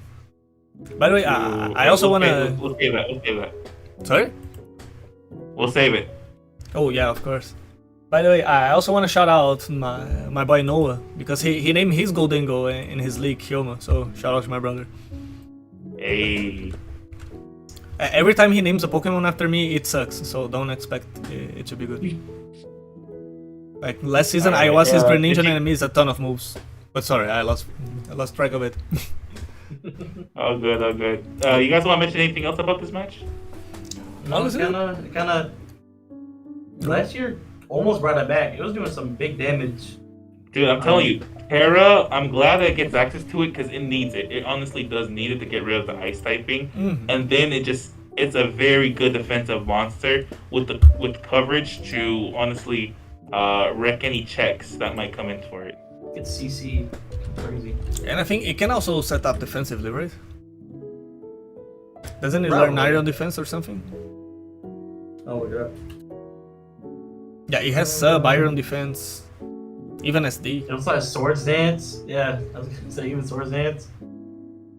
Yeah, that's pretty. Yeah, it has some pretty good stuff. Just too bad it gets Trailblaze too, but I probably also, some cool tech. There's also Avalanche. That's a really good move. Yeah. And if you wanted to get sick with it, and you think there's gonna be like some sort of ailments, you got Facade for those people like bringing the sick little techs, like in SPL the Facade. The Tinglu, that one was sick. Yeah. I always think about Facade now. But with Terra Fire, you basically make it irrelevant. You'll have to carry Facade if you Terra Fire. So you save it for a better move. Well, not necessarily better, but at least a super effective one. I think I still would like to see this Mon with like a more defensive Terra, because I was saying how defensive it is. So well, against this particular team that Fire worked out. It worked out perfectly. So actually, I agree, Fire's not the best defensive typing. It worked out perfectly here. Well, yeah, that's situational though. But I wouldn't say I don't think you're gonna bring Terra every week and be like, "Yep, this is gonna be my defensive Mon." You know? Hey, I said, Terra. Look, even Terra Electric, right? That only resists like few awkward typings. Still, it's a threat because it only has one weakness, and then it's a very defensive Mon. If you're not hitting super effectively, it can set up in your face. Yeah, I mean, I like Terra Electric more defensively than Fire. And sure. Terra Electric also you can do stuff like bringing Shuka. Because there's only one super effective you can take. It's not like, oh, I'm Terra Ghost, so I have to think, do I go Cobra or the Ghost one? I forgot the name. Yeah. Kasib. Yeah, other than that, good game. Very good game. Yeah. Yep. And then our last match, it was Lemon versus Herdis. They were dragging their feet, so this one had to make us wait till like what? That was fucking loud. Sorry about that. This is one of the ones that I got the prediction right. One of the very few. I kind of forgot to start mentioning which ones I actually got right. It's basically the last three. So starting with Maiko, then Keith, and then Lemon. These are like the only predictions I got right. But Lemon, and I told you last week, Kilma, don't let the RNG luck fool you. This man can prep. Let's talk about the Medicham a bit. Oh, dude, I was just about to say, I don't like Medicham as a Mon, but I like that it can be used now. Because, I mean, I don't even think he used Terra on this thing, but I like that it can actually be used. I think that's cool. I looked at Magician and I got like, what's the opposite of hyped? Man. Underwhelmed. Yeah. Saying You that. got I was pure like, power, eh. dude. Oh no. And then Any mon he that I don't proceeds to think click gets any buttons. usage, bro. Mm. Yeah. Any mon that don't get usage at all, I'm excited for. Or new mons. Like I'm excited for Como. It's just Magician. Alright. Since the beginning, it was a Pokemon that I always had. Like I don't know, I couldn't stand it. It looks bad. It plays bad. I just hate this guy. Not this game. I Yeah, forgot this who game, says though. it, but someone says he's got like nipple legs or something like that. Oh no. I heard someone saying that. Some YouTuber, I can't remember who, saying he's got like complaining about the legs and stuff. But going back to the match itself, Herdes was just not ready for the smoke. Yeah. Nope. It Fire was punch just one too shot this dude. Fire punch one shot the fortress. And then what was the next one? Was it Thunder Punch? I think Yeah, it it was was- Thunder Yeah, Punch. Fire and Thunder Punch. Just took two bodies right away. That's sick. Though, credits to Medicine, Herdes, though, because the Terra Fire on Brute Bonnet was a sick play to deal with Rotom. Dude, that was amazing. It was like the equivalent of Funch one-shotting the Rotom Wash. Yeah.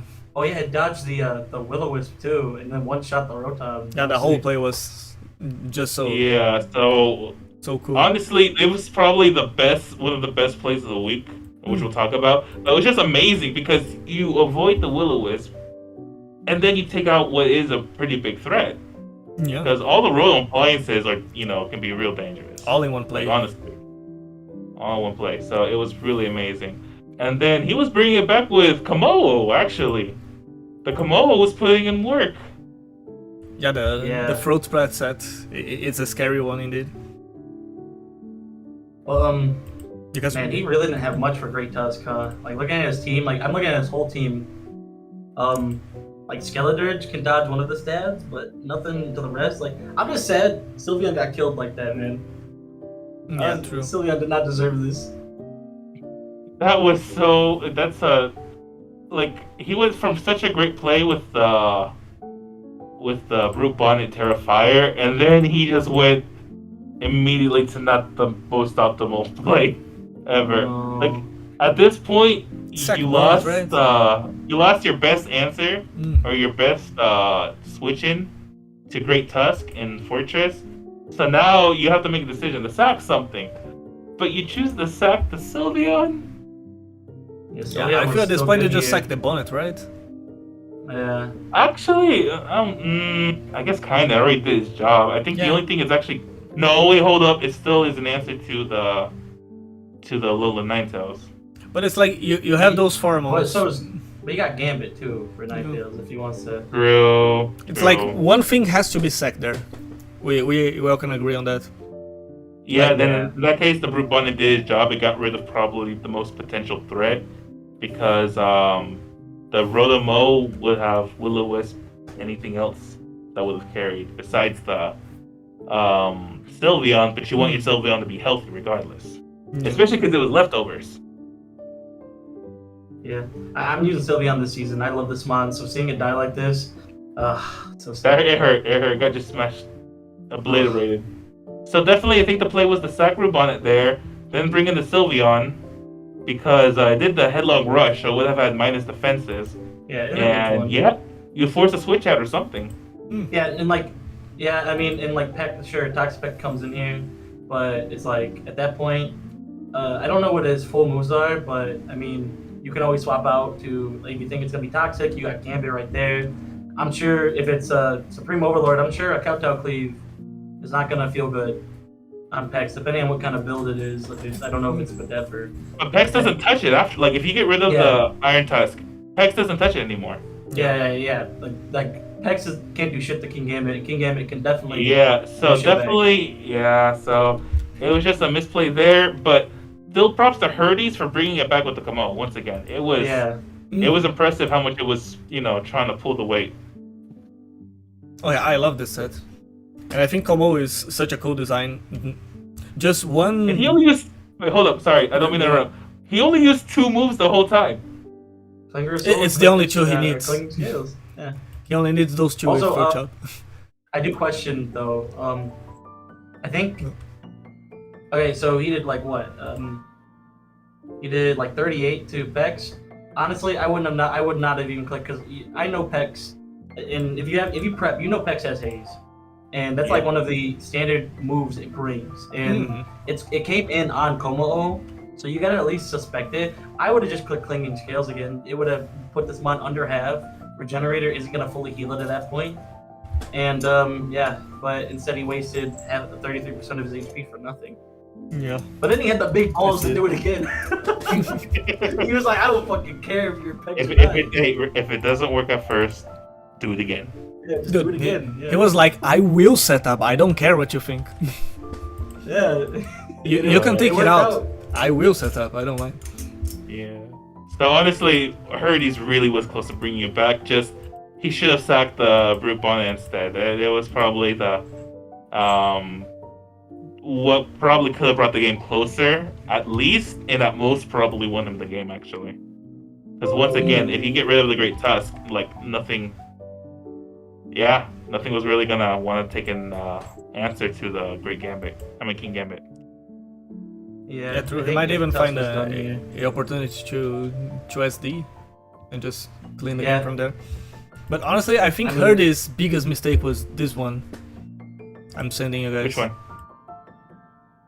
And I'll put on screen. Dude, shiny Komo is the ugliest. No, this is ugly as ass, man.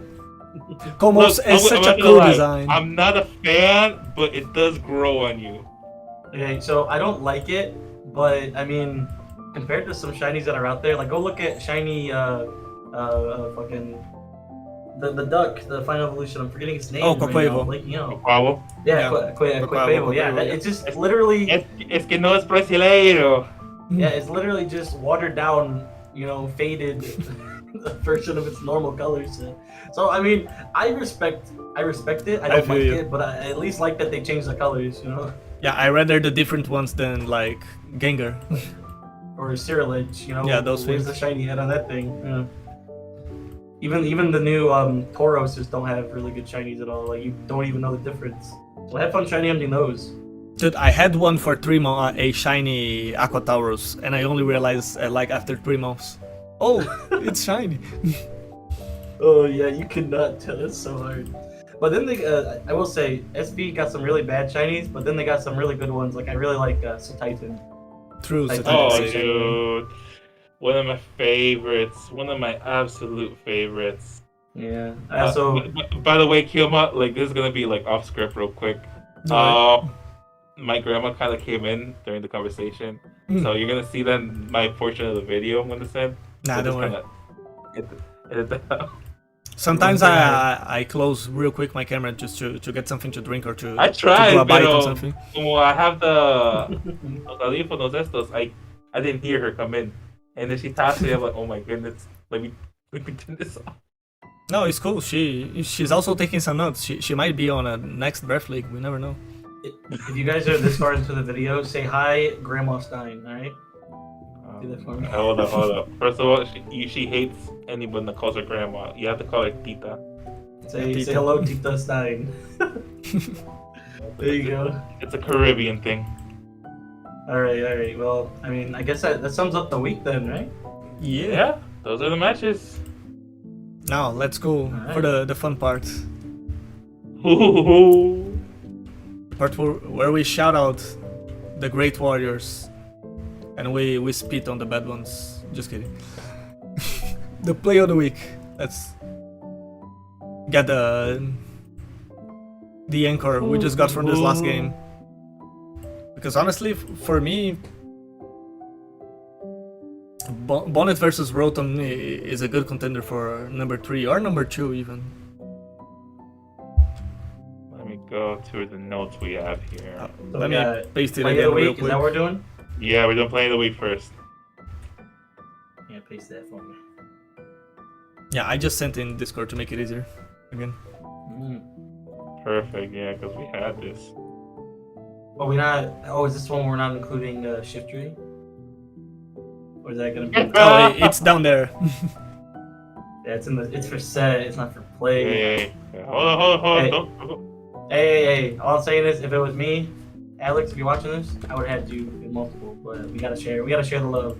So we'll get to that in a bit, okay? I'm gonna explain a little bit more on that. But let's focus on the play here. What do we have? I can barely see now. We got there we Peter's go. predict. Oh yeah, godlike predictions. I kind of phrased it better than you said it yourself. He got the Book of Kingler and just ripped through. That was He just grabbed the Okay, but yeah, I think that was one was Kiyoma's that we put up for that. So do you wanna explain that one a little bit for us? Let me just run back in real time just to call it better. I'm just with the wrong window open. Sorry guys, we do it live. No production. If you guys want, you can like and sub the channel. You can donate right below and everything. Hey. So we invest on the stuff. Hey, we had to make a window, right? But let's talk a little bit about it. First, the Articuno one into the... Because, let's go. We have Articuno in front of Zapdos. It's Terra Ground. And he just crits Ice Beam on Zapdos. Yep.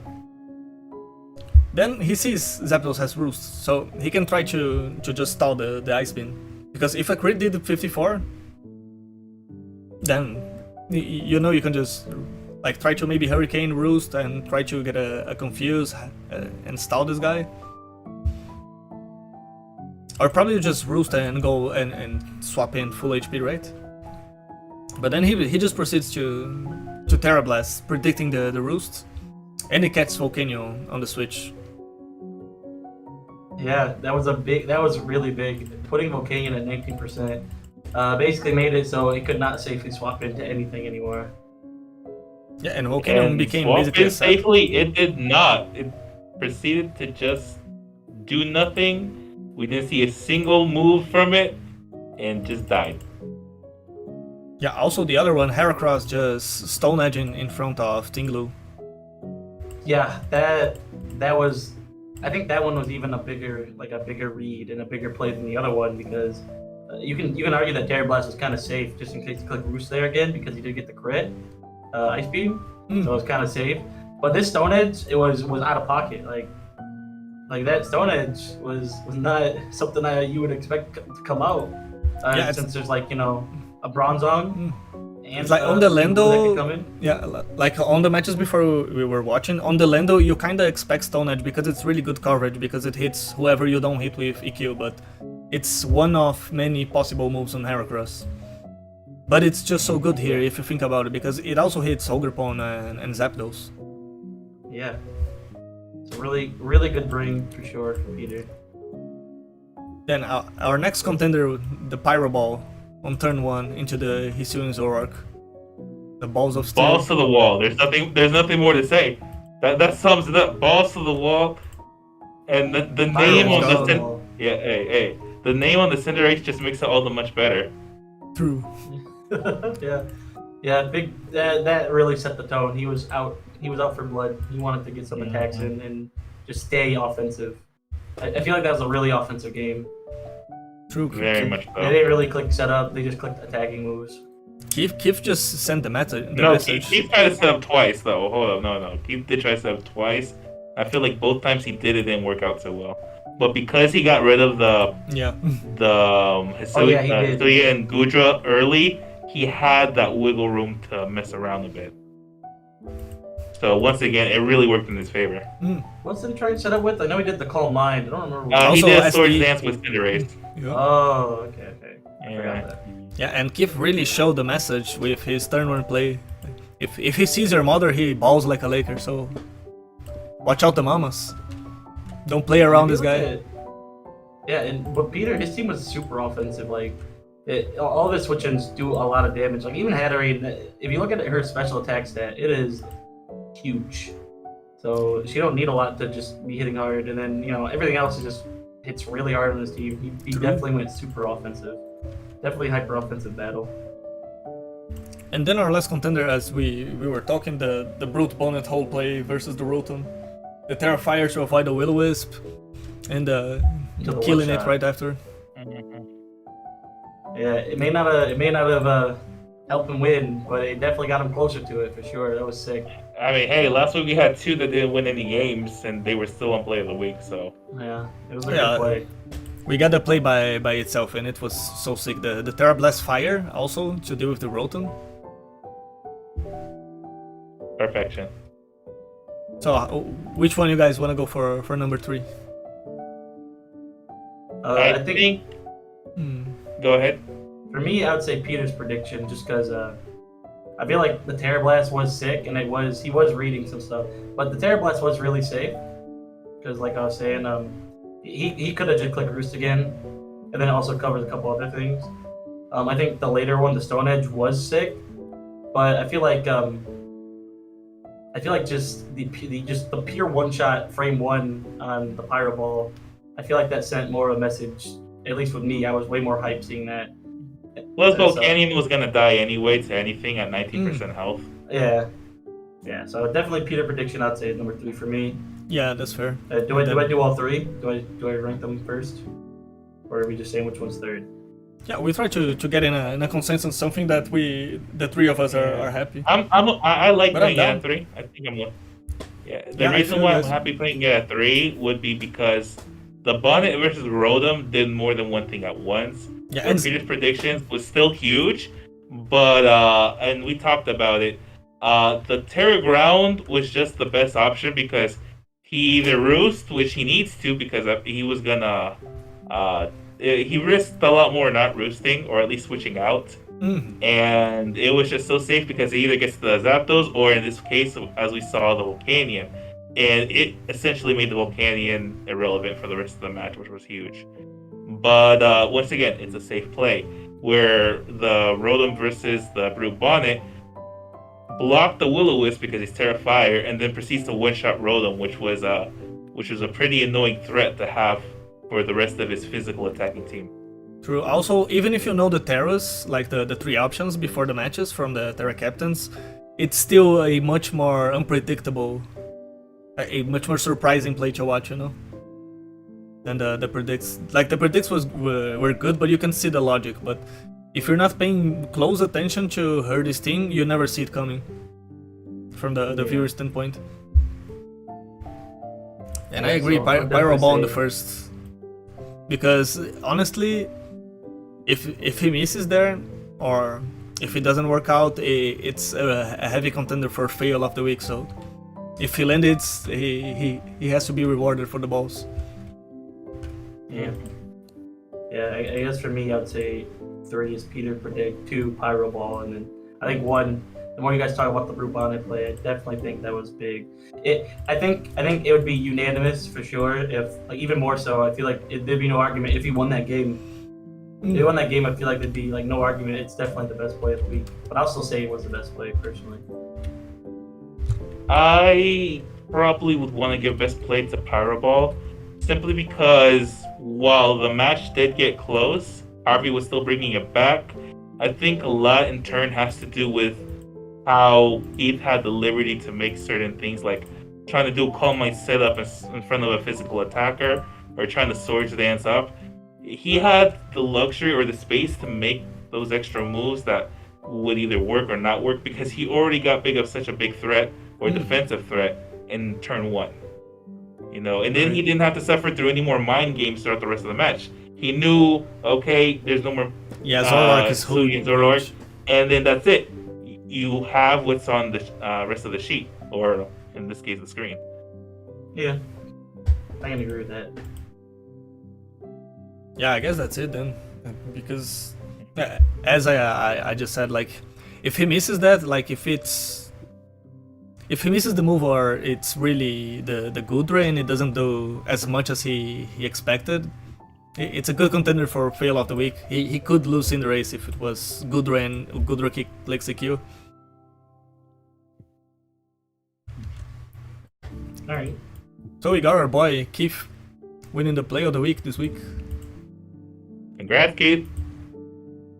Now let's Boy, talk keep it going. a little bit about the hacks and see if did it matter.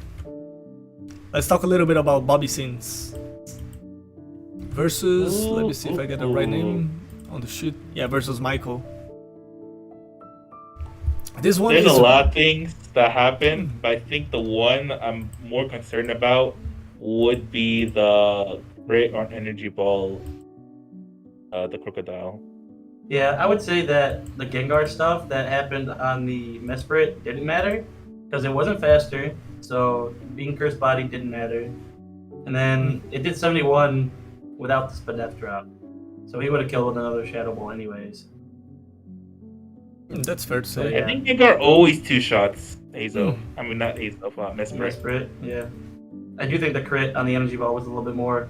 Yeah, and then that's what I'm thinking too. Because maybe he would have tried to preserve it, and then maybe Crook could have done more later in the game. I don't know. I feel like this team is pretty good in the Crook because he's not Scarf. If he was Scarf Crook, then it could have been better against Chi-Yu. But other than that, he wasn't like a great mon into this matchup anyways. But it definitely was unfortunate. But I'll go be honest with you guys. I want to throw it all in for one sole reason. Imagine you prep your whole week, you take a look into the matchup, you make your calcs, you do your EVs, your Chinese EVs, cool sets, and then on turn 1 you see everything happening. Disables Spadef drop, every single thing. It has a toll mentally. It puts you in a bad mindset. Yeah, it has a toll mentally. Because even if it doesn't matter, you're like, God damn, are you kidding me? Like already? Yeah, like, you start to think, oh shit, it's not my day. Yeah. So you're already in a losing mindset, which doesn't help you trying to win. Yep. And at so least I think with the mental the damage was more effective than the actual damage did to the mons. Yeah, and honestly, the way I look at it, I want to see who's getting the most unlucky, even if it doesn't really matter at the end. Like, how much is RNGesus looking at you during this league? Right. Have you been a good boy? Will you have a good Christmas gift in a couple weeks, in a month? So the chance of that happening, by the way, the first turn, our Spadef drop and Cursed Body all in one turn is the 9%. This one is really straightforward to do the math, because it's all things that happen in one turn, basically, or like a really straightforward chance, so it's easy to calc. So I think I swear every time there's a crit, I swear every time you get a crit, you get the secondary effect too. I see it all the time. Crazy. Oops, sorry. My microphone just made a ton of noise. And then turn 2. The crit, by the way, I thought it was... I don't know how much I thought, but I thought it was like 10% or something like that, 10-15%. It's actually 4.17% chances of getting a crit. Yo, not gonna lie, but by the times we see crits happening, it doesn't look that low, right? Yeah. Like 4%. I would say at least 10-15% by how much crits we see on matches. And then the wheel was missing in 2 turns. Missing once, basically half. I mean, it didn't really matter again at the end, because it would burn Appleton. It's not like your highest target that you want to burn, but it still shows how much RNGesus was looking at Bobby and saying, hey my guy, this is not your day. So sorry, Bobby. I guess you're winning hacks of the week. Yeah, but at least you can be happy, because your final score, as you guys can see on the screen, it's 1.87. So technically, from our 3 contenders so far, you're in the 3rd place. So it could be worse. Not the most unfortunate, yeah. Yeah, so far it still could be worse. Yeah, there weren't too much hacks besides this game. Yeah, actually it was a fine week. Like, we had like the freeze in Dusty's and Punch match, but besides those, just a small thing here and there. And Michael jumped up to the 1st place in the Masuda rank. He's so far the most blessed guy. We all know it's actually Ben, because Ben owns Showdown, but let's keep down the download. Yeah, he pays us good enough to, so we don't say it out loud. Now let's go into the set of the week, and we had some really cool ones. The 3, of course. Sir.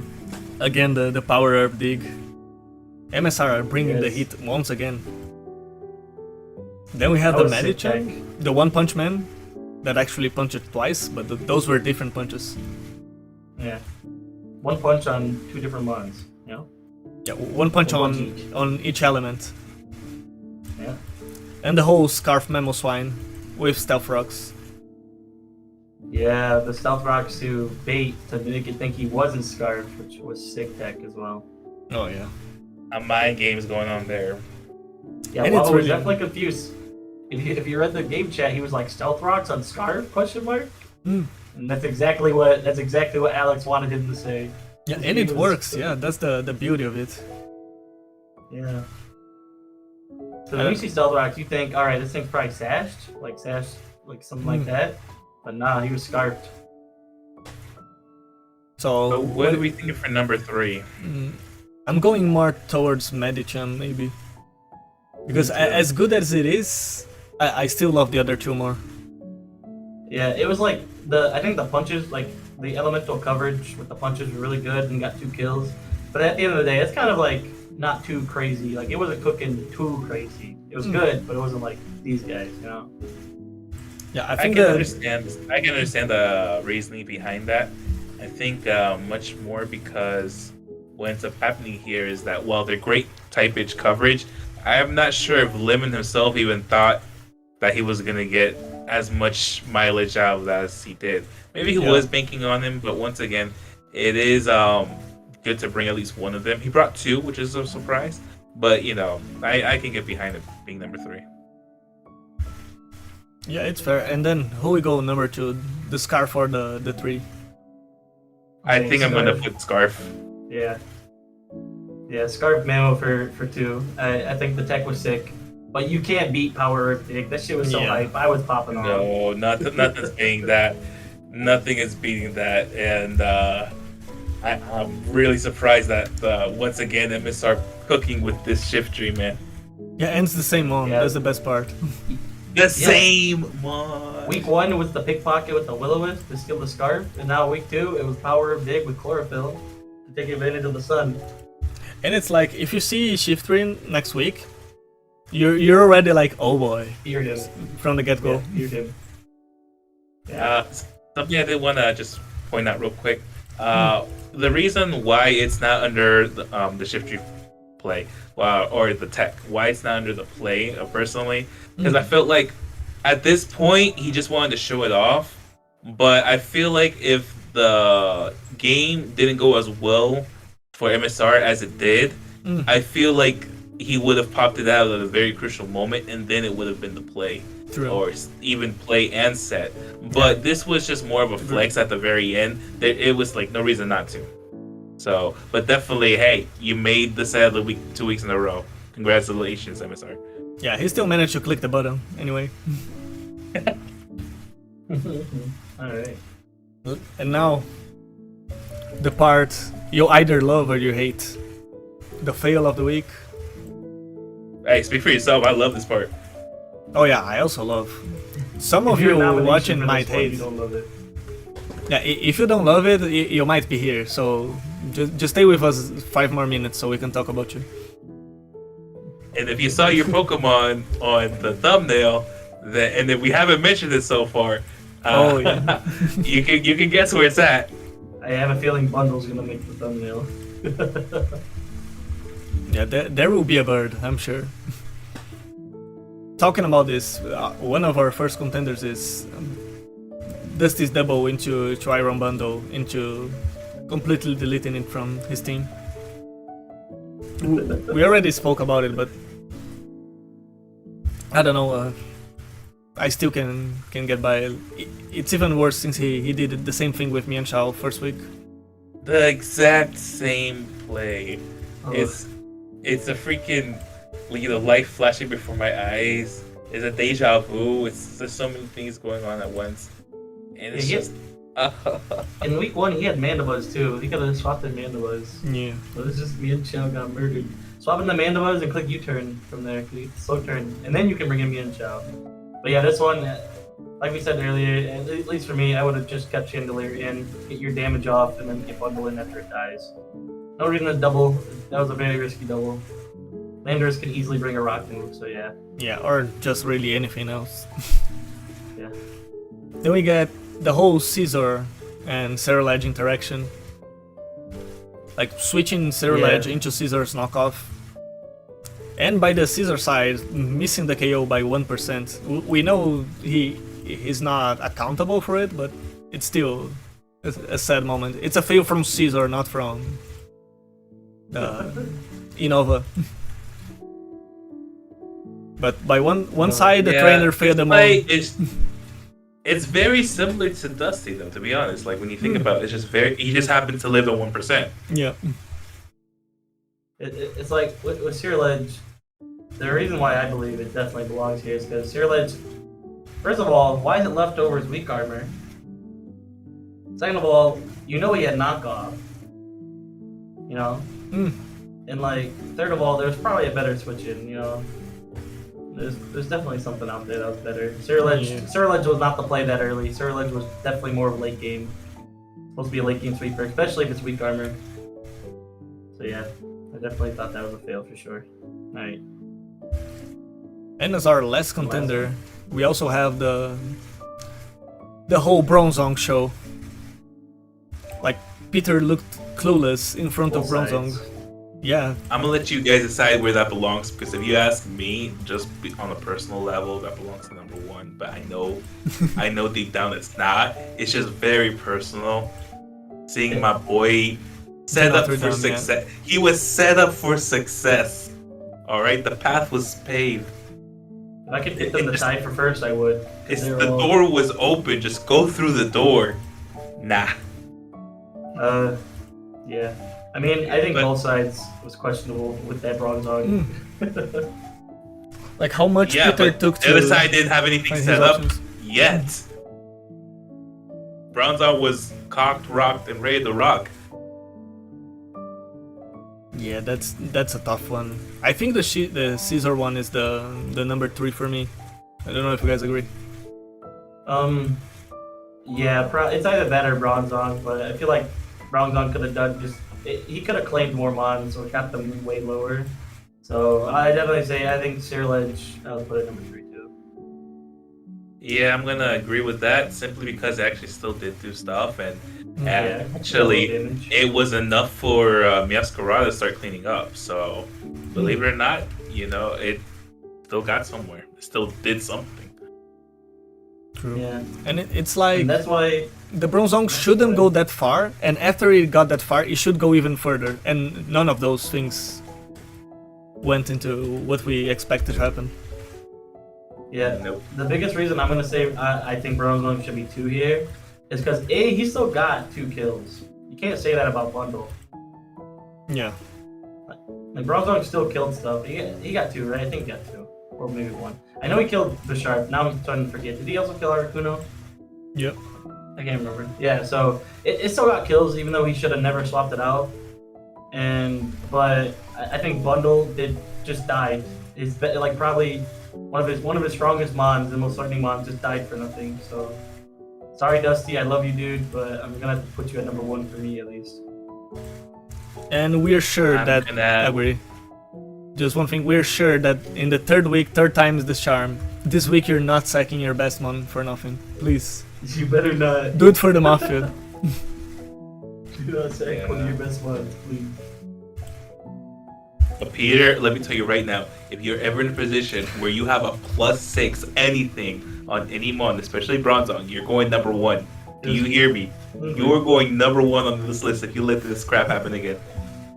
Are you talking about the guy with Bronzong? Yes. That's Kingler, I think. Oh, Kingler. My bad, Peter. Okay, I'm sorry. You did good. Too many names. Kingler, if you ever let this crap happen again.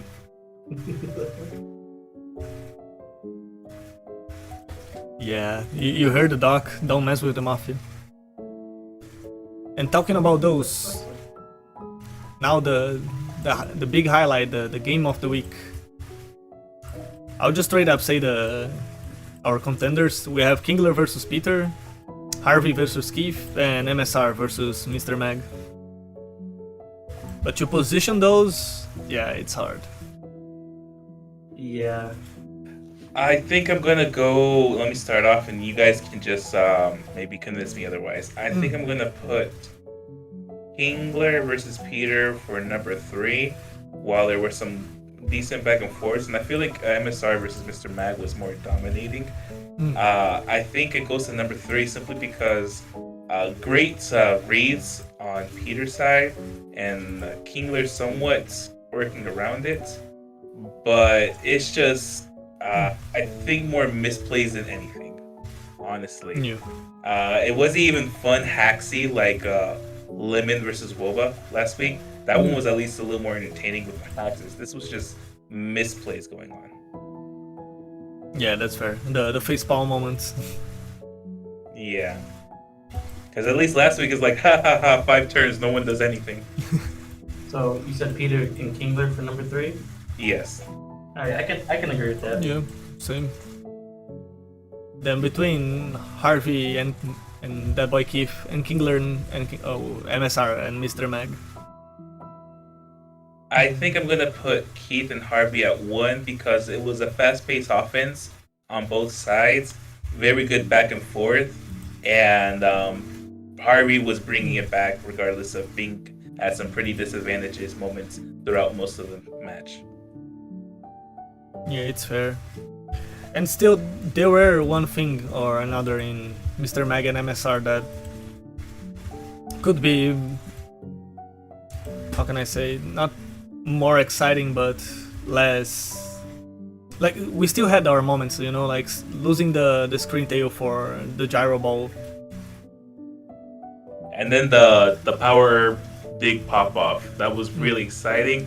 It was one hell of a way to end the match. I will give it that. It was one hell of a way to end the match, and that's why it definitely ranks higher than Kingler versus Peter.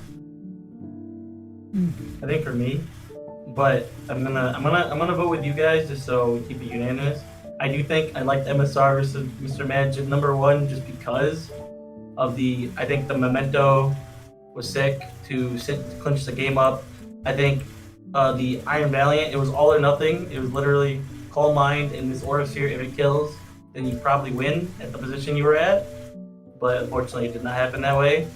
And then also just the Sagu being a beast and first killing the Springtail and then 1v1ing with the Walking Wake and stopping it from being able to click free subs.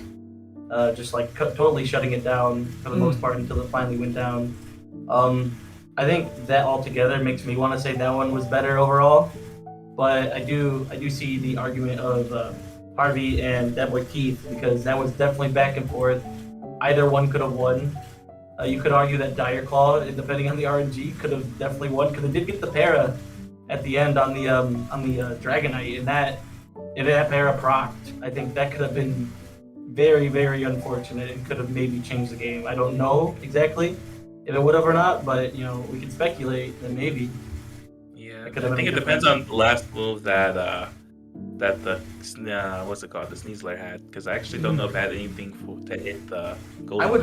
I would hope it had something, because yeah, the golden goes at 57%. So because we didn't see a knockoff once. Yeah, we did. We only seen, at least from where I'm sitting, we only seen it use Dire Claw. So I don't know. I don't even know what else it has. I've never even used that mod before. But it definitely has some dark moves, so maybe he did bring something. He also gets like Shadow Claw, definitely could have packed Shadow Claw. I don't know if that would have killed at 57 for like max attack agility. But yeah, that definitely could have made things way, way closer. So I guess with me kind of saying that, I'll just agree with you guys that I think both games are very high contenders for being first. but not gonna lie, Agree with you guys. now that we talk about it, both matches were really good, but MSR's match was good and he won in style. He did. So if you Alright, take it, it's okay. You convinced me. All right, so Oh, yeah, we're saying Harvey Keith for number 2 and MSR Mr. Yeah. Madge for number 1.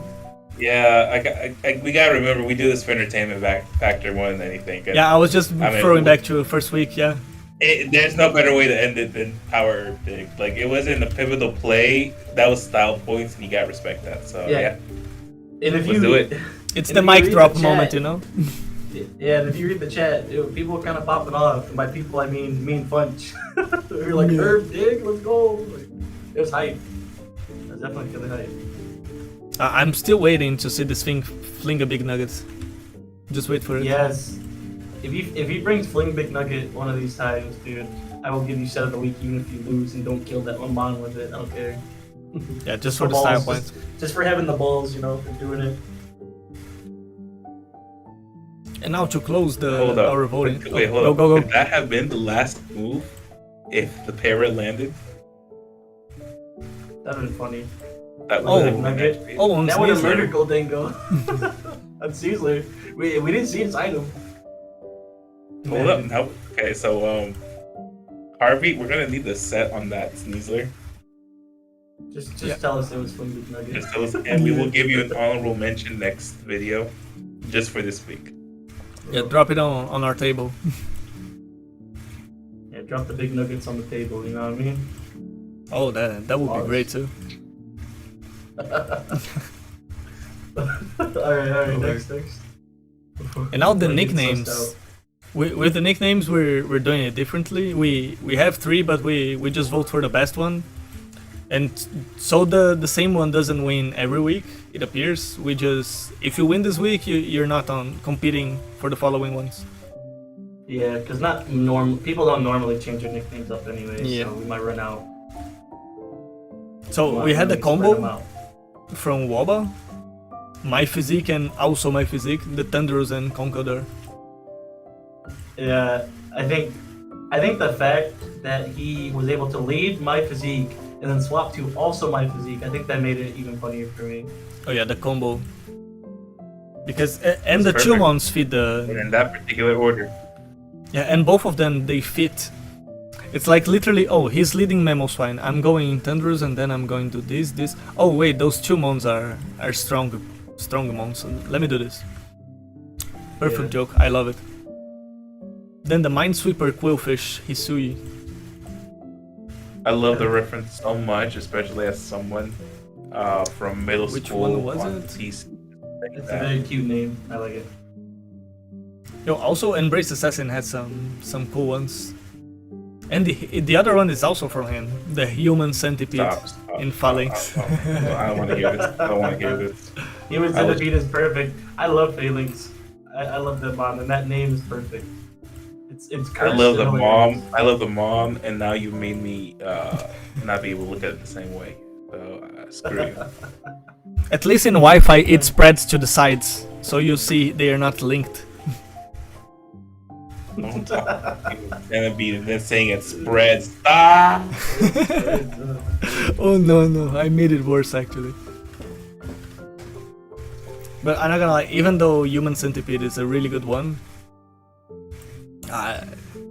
just for the style points of swapping My Physique into also My Physique, and both of them being mons as strong as me, as you can see, I think it's a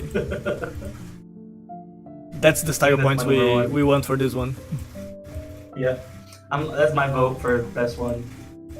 The combo, I agree. So yeah, Waba, and then you're here again. This time in a happy time. Congrats all on the nickname Yeah. of the week. In a more positive way. And that's pretty much it for this week. We gotta go We with still the have to pickems, go. right? Yeah. Now we go to the pickems. Probably on the screen, you guys are seeing the standings. Oh yeah, let's talk a little bit of the standings now that it's not only one game. And the MVP race. So far we have only 4 guys undefeated. Alex, Funch, Peter, and That Boy Keith.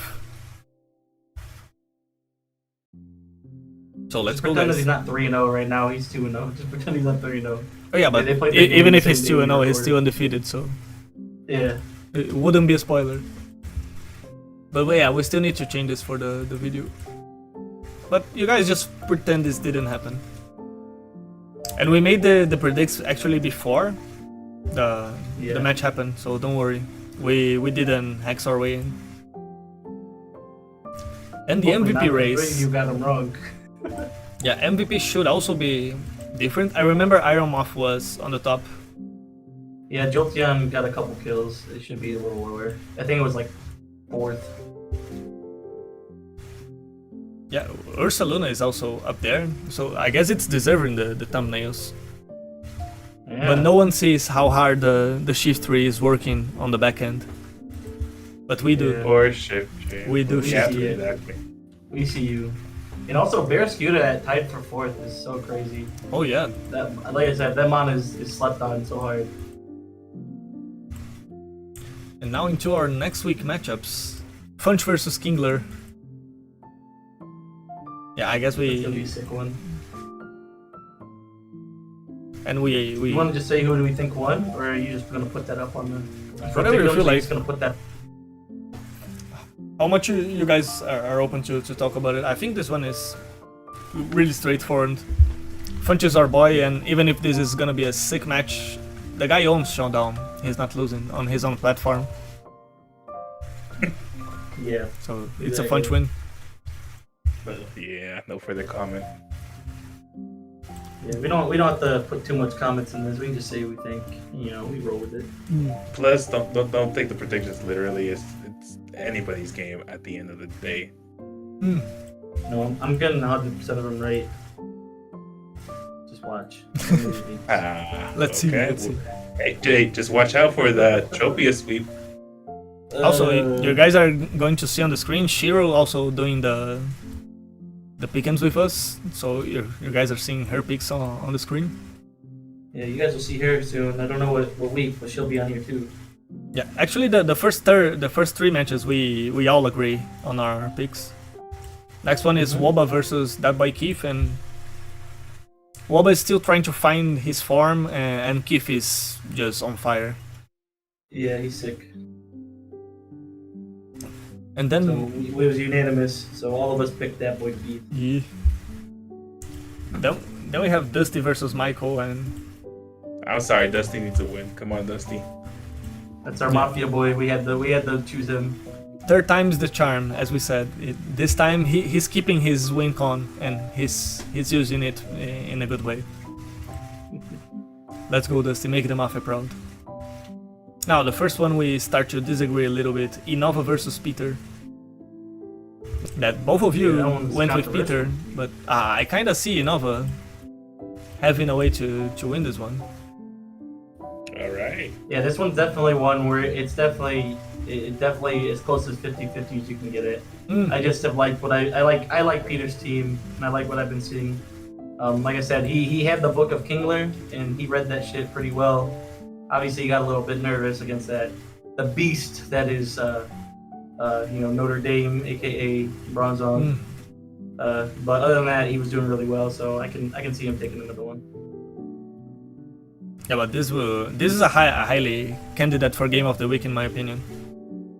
Yeah. I actually feel like this one's gonna actually be pretty close. Like I go for Peter as well, but I definitely see this going very close.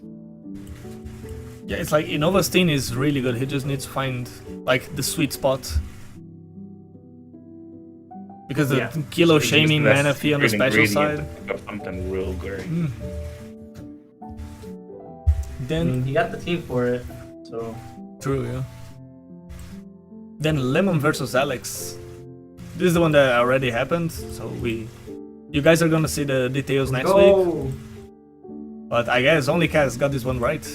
So congrats. I believe in Alex. I know he can cook. No spoilers. No spoilers on the game. Yeah. You guys will see that on the watch together, or if you go click the link and go watch it. But yeah, it was very cool what he did. Definitely gonna be put in set of the week for I'm gonna sure. wait for the video to go up. Then our other two. Oh yeah, Alex does do unanimous. videos. Yeah, that's true. Oh yeah, I have to grab everybody's YouTubes to put on the description. So if Yeah, I forget no, about Alex it, has drop it in the comments if I forget about it. Please. Then we have another two unanimous decisions on Herdis versus Mr. Mag. Yeah, we all believe in the Moth Lover. Y'all already know Marshall. We all believe in Professor Sada or Sato or whatever his name was. He literally carrying all all the Paradox Pokemon, so he gonna bring it back this week, I think. And also after the two shift attacks, we also agree on MSR versus Embrace Assassin. Because come on, Yeah, we 100%. even if it's close, he's Close. bringing something to change it all. I believe in our He boy. feeds us good. He feeds us good, so we gotta keep going with him. Oh yeah, treat us well, we treat you back. And in the last game for week 3, Harvey versus Bobby Sins, we all went with Harvey, but Dr. Stein. If you want to elaborate on how you see the matchup. I just feel like both weeks, Bobby Sands kind of just got just a little robbed there. I feel like I don't know. It's like the same thing with Embrace Assassin. He's got something going. He just needs that missing factor, that secret ingredient just to cook up something real good.